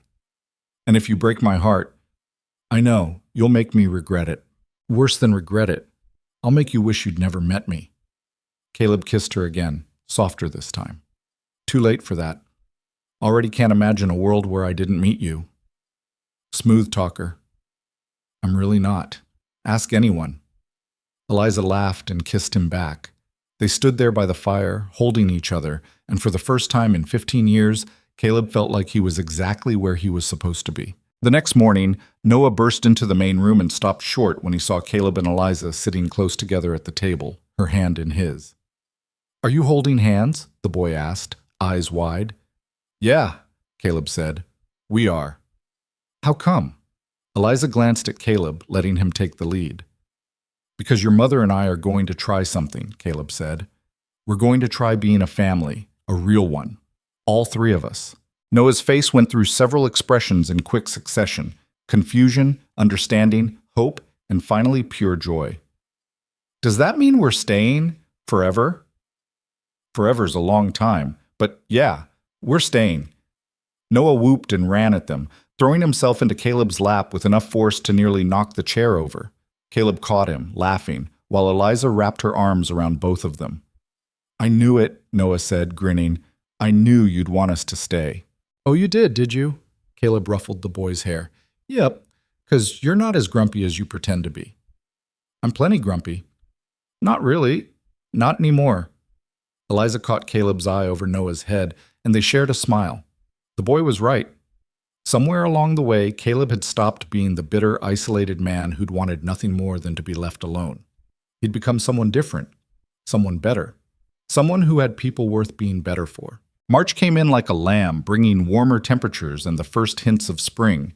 The snow began to melt, revealing brown grass and muddy earth. Caleb started preparing for calving season while Eliza turned her attention to the house, making plans to fix it up, make it more livable. This place needs curtains, she announced one morning. Caleb looked up from his coffee. It has shutters. Shutters aren't curtains, and it needs paint and better furniture and… Eliza. She stopped. What? It's your house too now. Do whatever you want with it. Something shifted in her expression. You mean that? Yeah, make it a home. That's what it should be. So she did. Over the following weeks, Eliza transformed the ranch house from a bachelor's sparse quarters into a real home. She sewed curtains from fabric she found in town, painted the walls a warm cream color, added small touches, wildflowers in jars, a rug by the door, shelves for Noah's growing collection of drawings. Caleb watched it happen with something like awe. He'd lived here for 15 years and never once thought about making it comfortable or welcoming, but Eliza saw the potential in everything, in the house, in the land, in him. Thank you, he said one evening, watching her hang the new curtains. For what? For seeing what this place could be. Eliza climbed down from her chair. I'm not just fixing up the house, Caleb. I'm building something that'll last, for all of us. I know, and I'm grateful. She crossed to him, wrapping her arms around his waist. Show me how grateful. He kissed her deep and slow, and thought about how far they'd come from that first day when she'd stepped off the stagecoach with nowhere else to go. The calving season started in mid-March, bringing round-the-clock work and very little sleep. Caleb and Eliza took shifts checking on the pregnant cows, helping with difficult births, making sure the newborn calves survived their first crucial days. Noah helped where he could, bringing water and supplies, keeping watch on the calves in the barn. The boy was growing, not just physically, but in confidence and capability. He no longer asked if he could help. He just showed up and started working. One night, during a particularly difficult birth, Caleb was elbow deep trying to turn a breached calf when Eliza appeared with clean towels and hot water. "How's it going?" she asked. "Not great. Calf's stuck." "Can you get it?" "I don't know. Maybe." She set down the supplies and came to stand beside him. "What do you need?" "Nothing. I've got it." "Caleb." He looked at her. Even exhausted and covered in mud, she was beautiful. "I might lose them both," he admitted. "The cow's wearing out, and if I can't turn the calf, then we'll deal with it together. But right now, tell me what you need." Caleb took a breath. "Hold her head. Talk to her. Keep her calm while I work." Eliza moved to the cow's head, speaking in low, soothing tones. The animal's panic eased slightly, and Caleb redoubled his efforts. It took 20 minutes of careful maneuvering, but finally, he managed to turn the calf. It slid free in a rush of fluid, and Caleb quickly cleared its airways. For a terrifying moment, the calf didn't breathe. Then it gasped, shuddered, and drew in air. The cow, exhausted but alive, turned to nose her baby. Caleb sat back on his heels, shaking. "That was close." Eliza knelt beside him. "But you did it." "We did it." "Yeah," she said softly. "We did." They stayed there in the barn, watching the calf struggle to its feet for the first time, and Caleb thought about new beginnings, about second chances, about how sometimes the things you didn't plan for turned out to be exactly what you needed. By the end of March, they'd successfully delivered 18 calves and lost only one, a better rate than Caleb had managed in years. The ranch was thriving in ways it hadn't before, and he knew it wasn't just because of the weather or luck. It was because he wasn't doing it alone anymore. One Sunday, Caleb took Noah out to teach him to ride. They used the gentlest horse, an old mare named Daisy who'd seen everything and wasn't bothered by much. Noah was nervous but excited, his small hands gripping the saddle horn like his life depended on it. "Relax," Caleb instructed. "She can feel your tension. Just breathe." Noah took a shaky breath. "What if I fall?" "Then I catch you, same as always."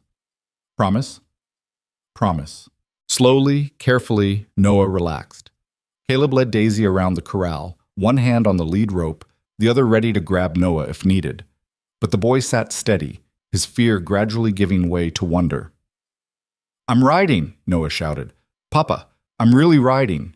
"You are. You're doing great." After a few circuits, Caleb let go of the lead rope. "You're on your own now, just gentle pressure with your legs to tell her where to go." Noah's eyes went wide, but he didn't panic. He sat up straighter, and Daisy responded, walking calmly around the corral with the boy on her back. Eliza appeared at the fence, watching with her hand pressed to her mouth. When Noah completed a full circuit on his own, she cheered, and Noah beamed with pride. "Did you see?" he called to her. "Did you see me?" "I saw. You're a natural." After the lesson, Caleb lifted Noah down. The boy was practically vibrating with excitement. "Can we do it again tomorrow?" "If you want." "I do. I want to ride every day." Caleb laughed. "We'll see. Horses need rest too." Noah ran off to tell Eliza everything in rapid detail. Caleb watched him go, this small person who'd turned his entire life upside down, and felt a contentment so deep it was almost painful. "He adores you," Eliza said later, after Noah had gone to bed. "The feeling's mutual. I can see that. The way you are with him. It's different than it was." "I'm different than I was." She leaned against him. "Do you regret it? Any of this?" Caleb thought about the question honestly. Did he regret opening his door that November day? Regret letting them into his life, into his heart? "No," he said, "not even a little. This is the best thing that ever happened to me, even if it took me too long to see it. Better late than never." Yeah, better late than never. They stood together in the gathering dusk, watching the sun set over the mountains. The land stretched out before them, harsh and beautiful and unforgiving. But it didn't seem as lonely anymore. It seemed like home. And for the first time in his adult life, Caleb looked toward the future and saw something worth building. Not just a ranch, but a family. Not just survival, but a life. It wouldn't be easy. Montana winters were brutal, and the work was relentless. There would be setbacks and struggles, losses and heartaches. But they'd face it together, the three of them against whatever the world threw at them. And that, Caleb thought, was more than enough. It was everything. April brought rain instead of snow, and with it the kind of mud that swallowed boots whole and turned every path into a slick gamble. The calving season wound down, leaving them with a healthy herd and barely enough energy to stand upright. Caleb had never worked harder in his life, but he'd also never felt more alive. The ranch had changed. Or maybe he had. Either way, the place that had once been a refuge from the world had become the world itself, full of noise and mess and people who depended on him. He'd expected that to feel suffocating. Instead, it felt like breathing for the first time. But spring also brought a reckoning he'd been avoiding. The bank letter arrived on a Tuesday. Caleb found it mixed in with the weekly mail delivery from town, catalogs, newspapers, and one official-looking envelope with the Miles City Bank seal. He stared at it for a long moment before opening it. Inside was a reminder about the loan he'd taken out 3 years ago to expand the herd. Payment was due in 6 weeks. Full payment, $2,200. Caleb felt his stomach drop. He'd forgotten about it, or more accurately, he'd pushed it to the back of his mind, figuring he'd deal with it when the time came. But winter had decimated his savings. The cattle losses, Noah's medical bills, supplies for fixing everything that had broken during the brutal cold. It had all added up. He had maybe $800 to his name. Nowhere near enough. "What's wrong?" Eliza asked, appearing in the doorway. Caleb handed her the letter without a word. She read it, her face going pale. $2,200? Yeah? Do you have it? Not even close. Eliza sat down heavily. What happens if you can't pay? They foreclose. Take the ranch. Auction it off to cover the debt. Can you get an extension? Maybe, but that just delays the problem. I'd still owe the money, plus interest. They sat in silence, the letter between them like a ticking bomb. Everything they'd built over the past months, the fragile family, the sense of home, the future they'd started to imagine, suddenly felt precarious. We'll figure it out, Eliza said finally. There has to be a way. Unless you've got $1,400 hidden somewhere, I don't see how. Then we'll find another way. Sell some cattle. Take on work. Something. Caleb wanted to believe her, but the numbers didn't lie. Even if he sold half the herd, which would cripple the ranch long term, he wouldn't clear enough to cover the debt. And taking on work meant leaving the ranch unattended, which would lead to its own problems. He'd built his entire life on self-reliance, on not needing anyone or anything. And now, when it mattered most, that same isolation was going to cost him everything. That night, Caleb barely slept. He lay awake running calculations in his head, trying to find some combination of assets and income that would add up to salvation. Nothing worked. By dawn, he was exhausted and no closer to a solution. When he came into the kitchen, Eliza was already up, coffee brewing. She looked like she'd slept about as well as he had. I've been thinking, she said. Yeah? What if we asked for help? Caleb frowned. From who? The town. Other ranchers, people who know you, who might be willing to invest or lend. No. The word came out harder than he intended. I'm not begging. It's not begging. It's asking for help. There's a difference. Not to me. Eliza's jaw tightened. Your pride is going to cost us everything. It's not about pride. It's about... He stopped, struggling to articulate something he'd never had to explain before. It's about standing on my own. If I can't make this work myself, then what's the point? The point is keeping your home, keeping your family. Or do those things matter less than your ego? That's not fair, isn't it? You'd rather lose everything than admit you need help. How is that not ego? Caleb stood abruptly. I'm going to check the cattle. Caleb's? But he was already out the door, escaping before the conversation could go further, because deep down, he knew she was right. His stubborn insistence on handling everything alone was the same impulse that had kept him isolated for 15 years, the same fear of vulnerability that had nearly cost him his relationship with Noah. He'd changed in so many ways, but apparently not enough. The day dragged on, heavy with unspoken tension. Noah sensed something was wrong and kept glancing between his parents with worried eyes. Caleb hated that his problems were affecting the boy, but he didn't know how to fix it. That evening, after Noah was in bed, Eliza tried again. I know this is hard for you, she said quietly. Asking for help goes against everything you've built your life around. But you're not alone anymore, Caleb. You have people who care about you, who want to help. And what do I give them in return? I've got nothing. You have this ranch. You have skills. You have a reputation for being reliable and honest. Those things matter. Not enough to get me $1,400 in 6 weeks. Eliza moved closer. Maybe not. But what if we tried? What if we went into town, talked to people, explained the situation? The worst they can say is no. Caleb wanted to refuse, wanted to tell her he'd figure it out on his own, the way he always had. But the truth was, he couldn't. Not this time. The problem was too big, and he was out of options. All right, he said finally. We'll try. The relief on Eliza's face was immediate. Thank you. Don't thank me yet. It might not work. But we'll try. That's all I'm asking. The next day they rode into Miles City together, leaving Noah with a neighbor. The town was busier than usual. Spring had brought people out of their winter hibernation, and the streets were crowded with ranchers, merchants, and families restocking supplies. Caleb had never been comfortable in crowds, but Eliza moved through them easily, greeting people she'd met during previous trips to town. She had a gift for connection that Caleb lacked, a warmth that made people want to help her. They started at the bank. The manager, a thin man named Pritchard, listened to their situation with a carefully neutral expression. I sympathize, Mr. Vance, Pritchard said when Caleb finished explaining. But the bank has policies. The loan was due diligence on your part to repay. We can't simply forgive debts because circumstances changed. I'm not asking you to forgive it, Caleb said. I'm asking for an extension. Time to sell cattle at fair market value instead of panic prices. Pritchard consulted his ledger. I could possibly arrange a 3-month extension, but that would require collateral beyond the ranch itself. I don't have anything beyond the ranch? Then I'm afraid my hands are tied. They left the bank with nothing accomplished.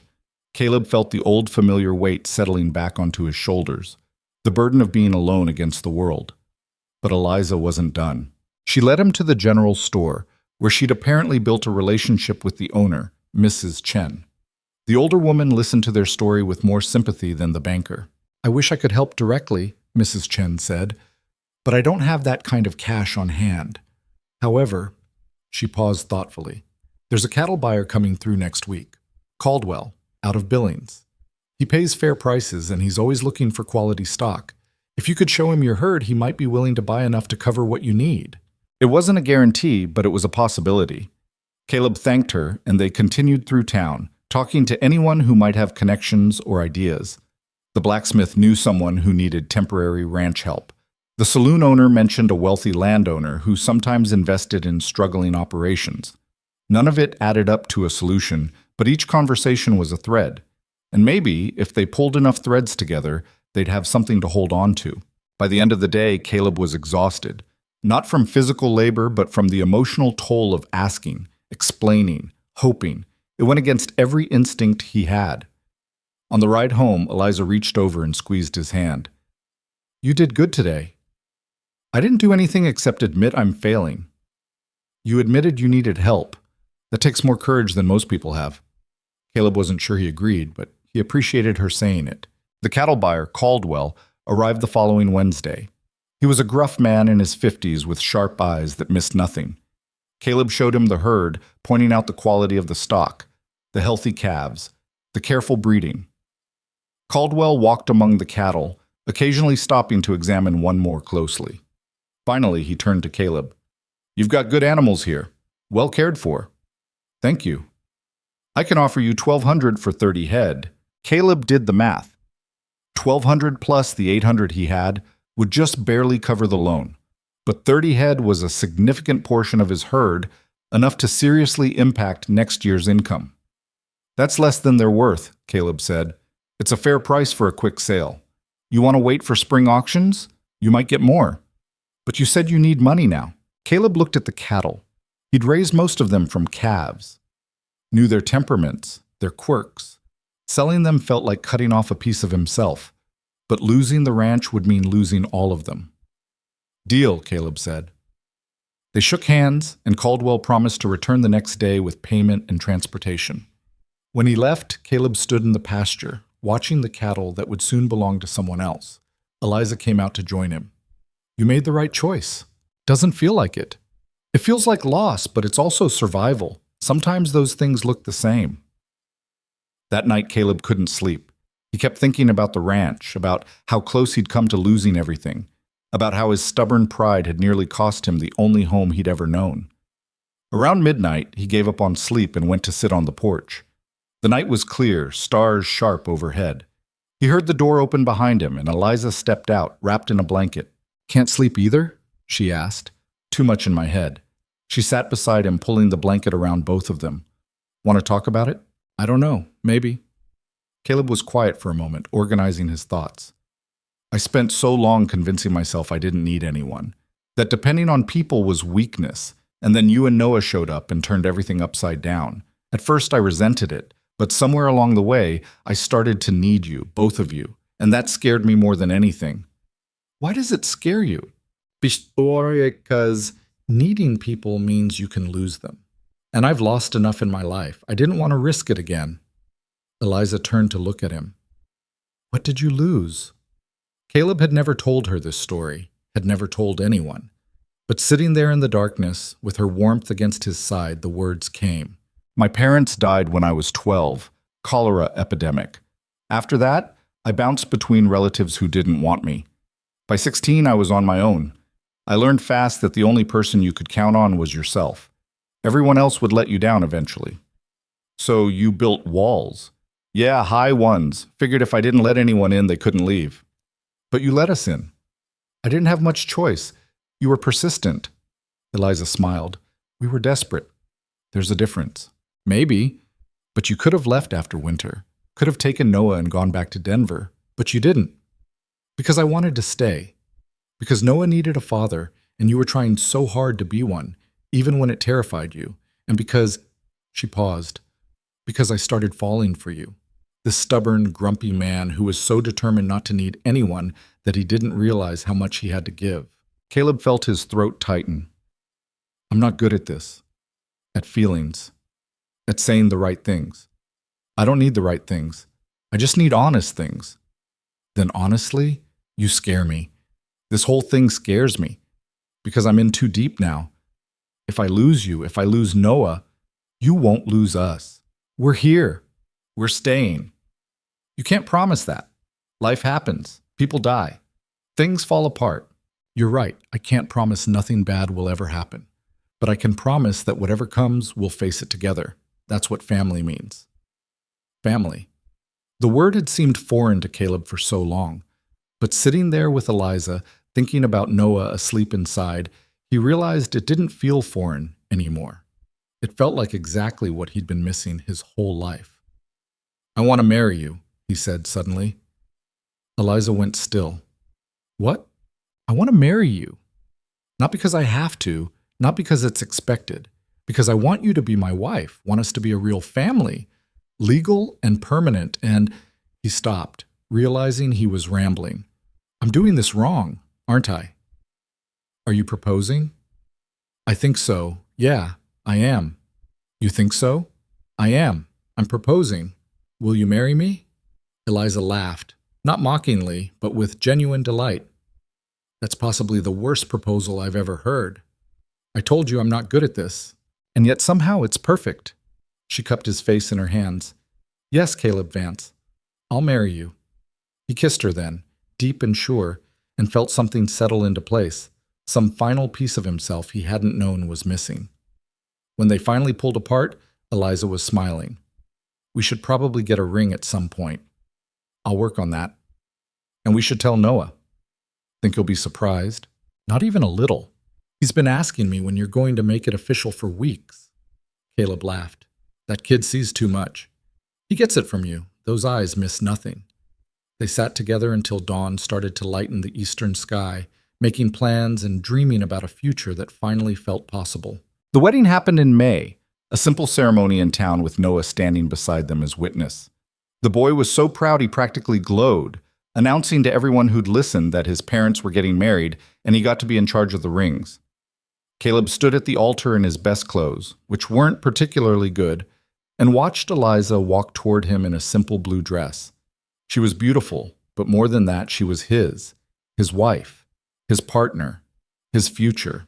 When the justice of the peace asked if he took Eliza to be his wife, Caleb didn't hesitate. "I do." And when he slid the simple gold band onto her finger, bought with the last of his savings, it felt like making a promise that went deeper than words. The celebration afterward was small.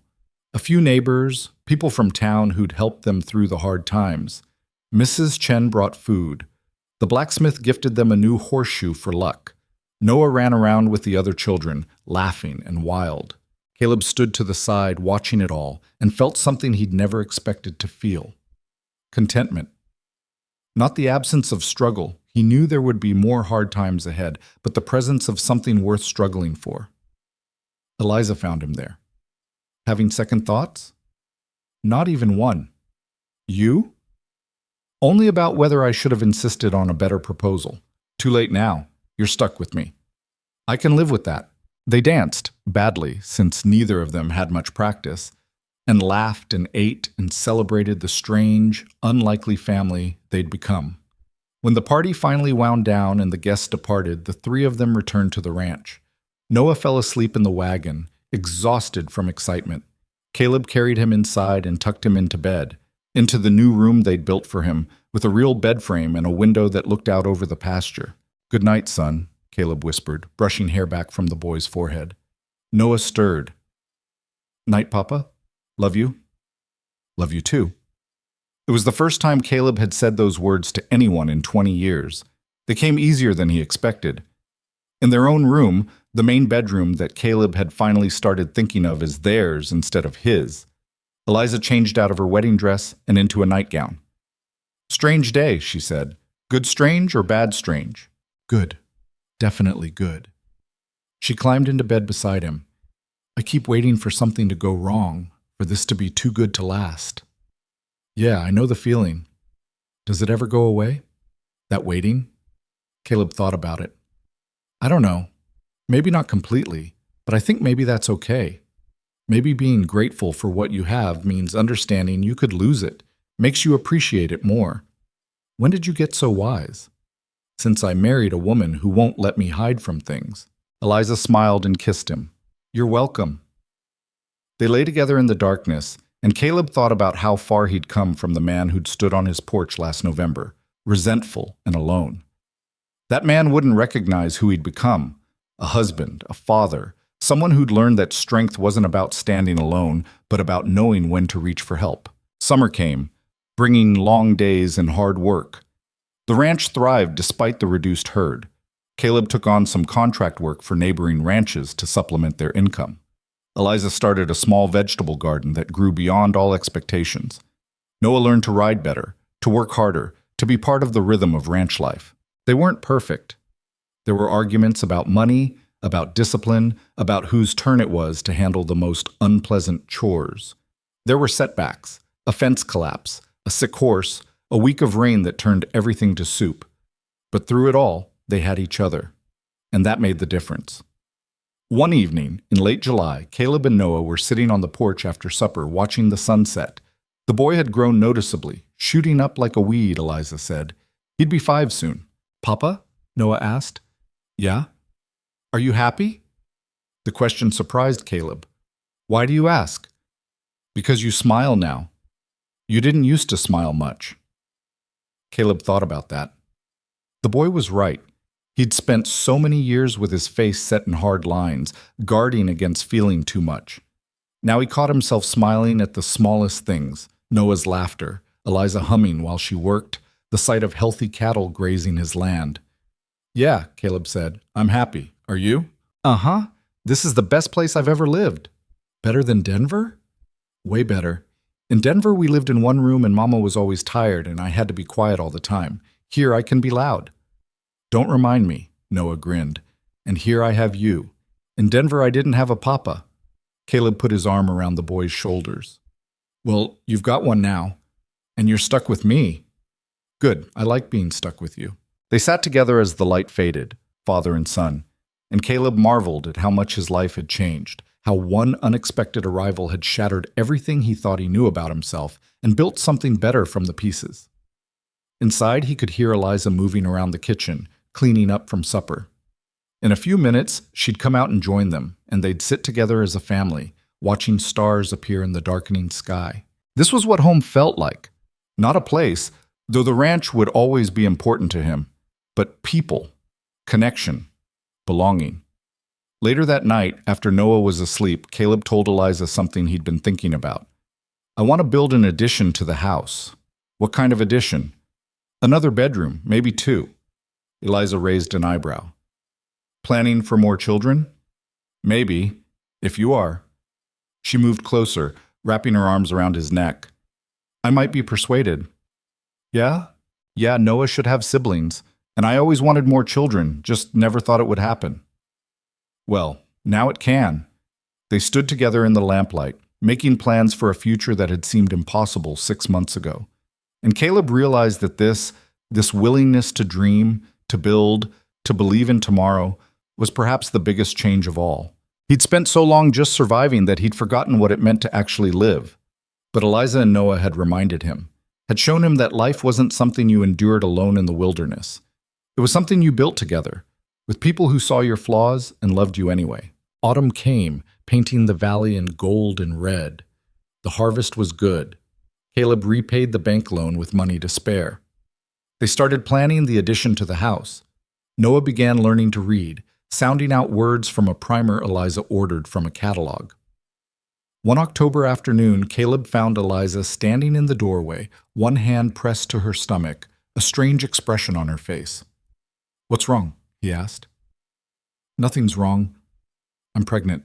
Caleb felt his heart stop, then start again, faster. You sure?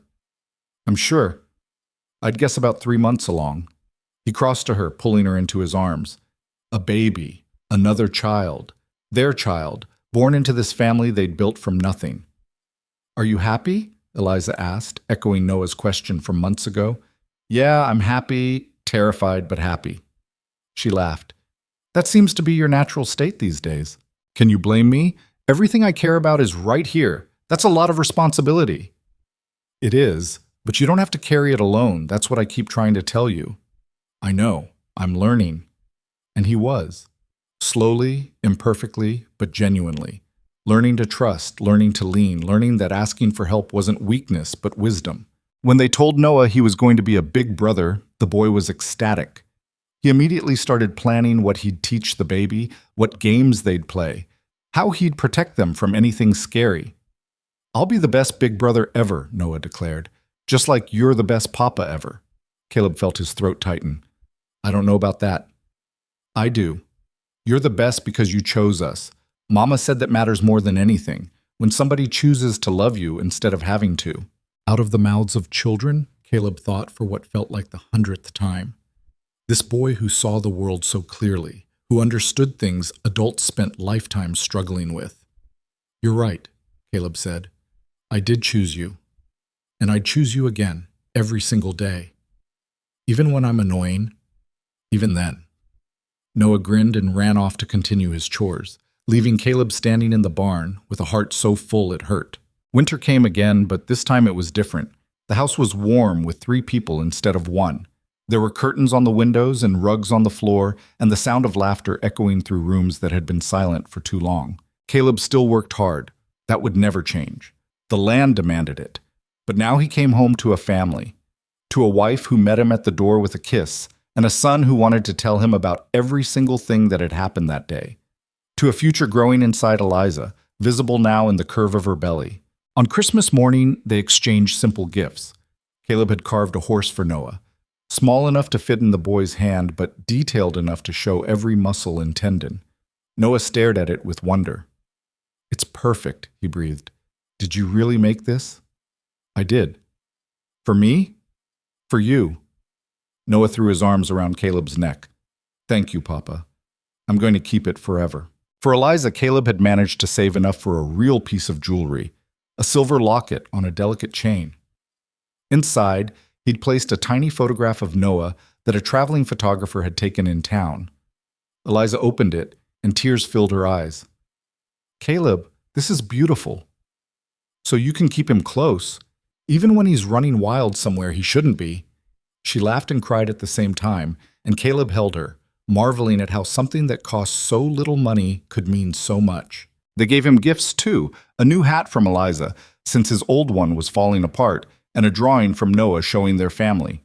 3 figures holding hands, with a 4th tiny one drawn in Eliza's arms. "That's the baby," Noah explained unnecessarily. "I drew us all together because that's what we are now. A family." Caleb studied the drawing for a long time. It wasn't technically skilled, Noah was still just a child, but it captured something true, something essential. He hung it on the wall in the main room, where he could see it every day. The baby, a girl they named Sarah, was born in April, during a warm spell that made the world smell like possibility. The birth was hard, and there were moments when Caleb feared he might lose Eliza. But she was stronger than the pain, stronger than the fear, and when the baby finally came, crying and healthy, Caleb felt something shift inside him one final time. He was a father again. Not by accident this time, but by choice. By love. Holding Sarah in his arms for the first time, Caleb looked at Eliza, exhausted and beautiful and fierce, and at Noah standing on his toes trying to see his new sister, and thought about how far they'd all come. From strangers to family, from survival to thriving, from isolation to connection. It hadn't been easy. There had been fear and doubt and moments when Caleb had been certain he'd fail them all. But he hadn't failed. He'd shown up. He'd tried. He'd learned to accept help and give love and believe in tomorrow. And that, in the end, was enough. "She's so small," Noah whispered, touching Sarah's tiny hand. "You were this small once," Eliza said. "Really? Really? And now look at you, growing like a weed." Noah beamed with pride. Then he looked at Caleb. "Are you happy, Papa?" It was the same question he'd asked months ago on the porch. But this time, Caleb didn't have to think about his answer. "Yeah, son, I'm happy." More than happy. He was complete, whole in a way he'd never been before. The ranch continued on, as ranches do. There were good years and bad years, seasons of plenty and seasons of struggle. But through it all, the Vance family endured.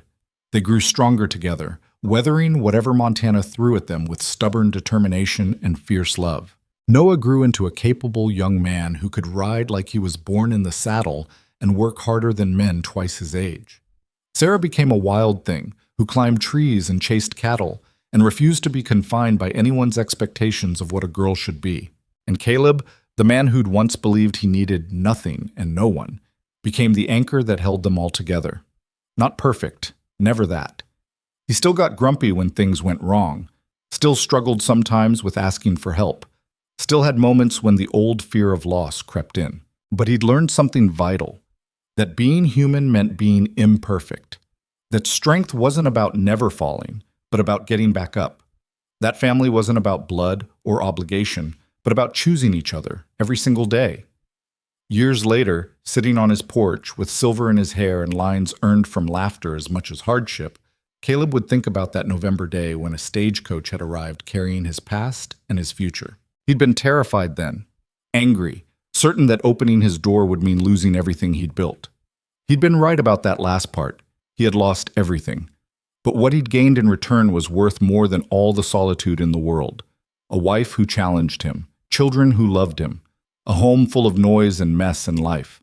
He'd learned that sometimes the things you don't plan for turn out to be exactly what you need, that accidents and mistakes can become blessings if you're brave enough to embrace them. That love, real love, wasn't about perfection or certainty, but about showing up and trying and choosing to stay even when it's hard. The frontier had forged him, but family had saved him, and in the end, that was the only thing that mattered. As the sun set over the Montana Valley he'd called home for most of his life, Caleb Vance sat surrounded by the people he loved and thought about how lucky he was. Not because everything had worked out perfectly, it hadn't, but because he'd been given a second chance, and he'd been brave enough to take it. The wild frontier hadn't broken him after all. It had shaped him into something stronger, something better, something unshakable.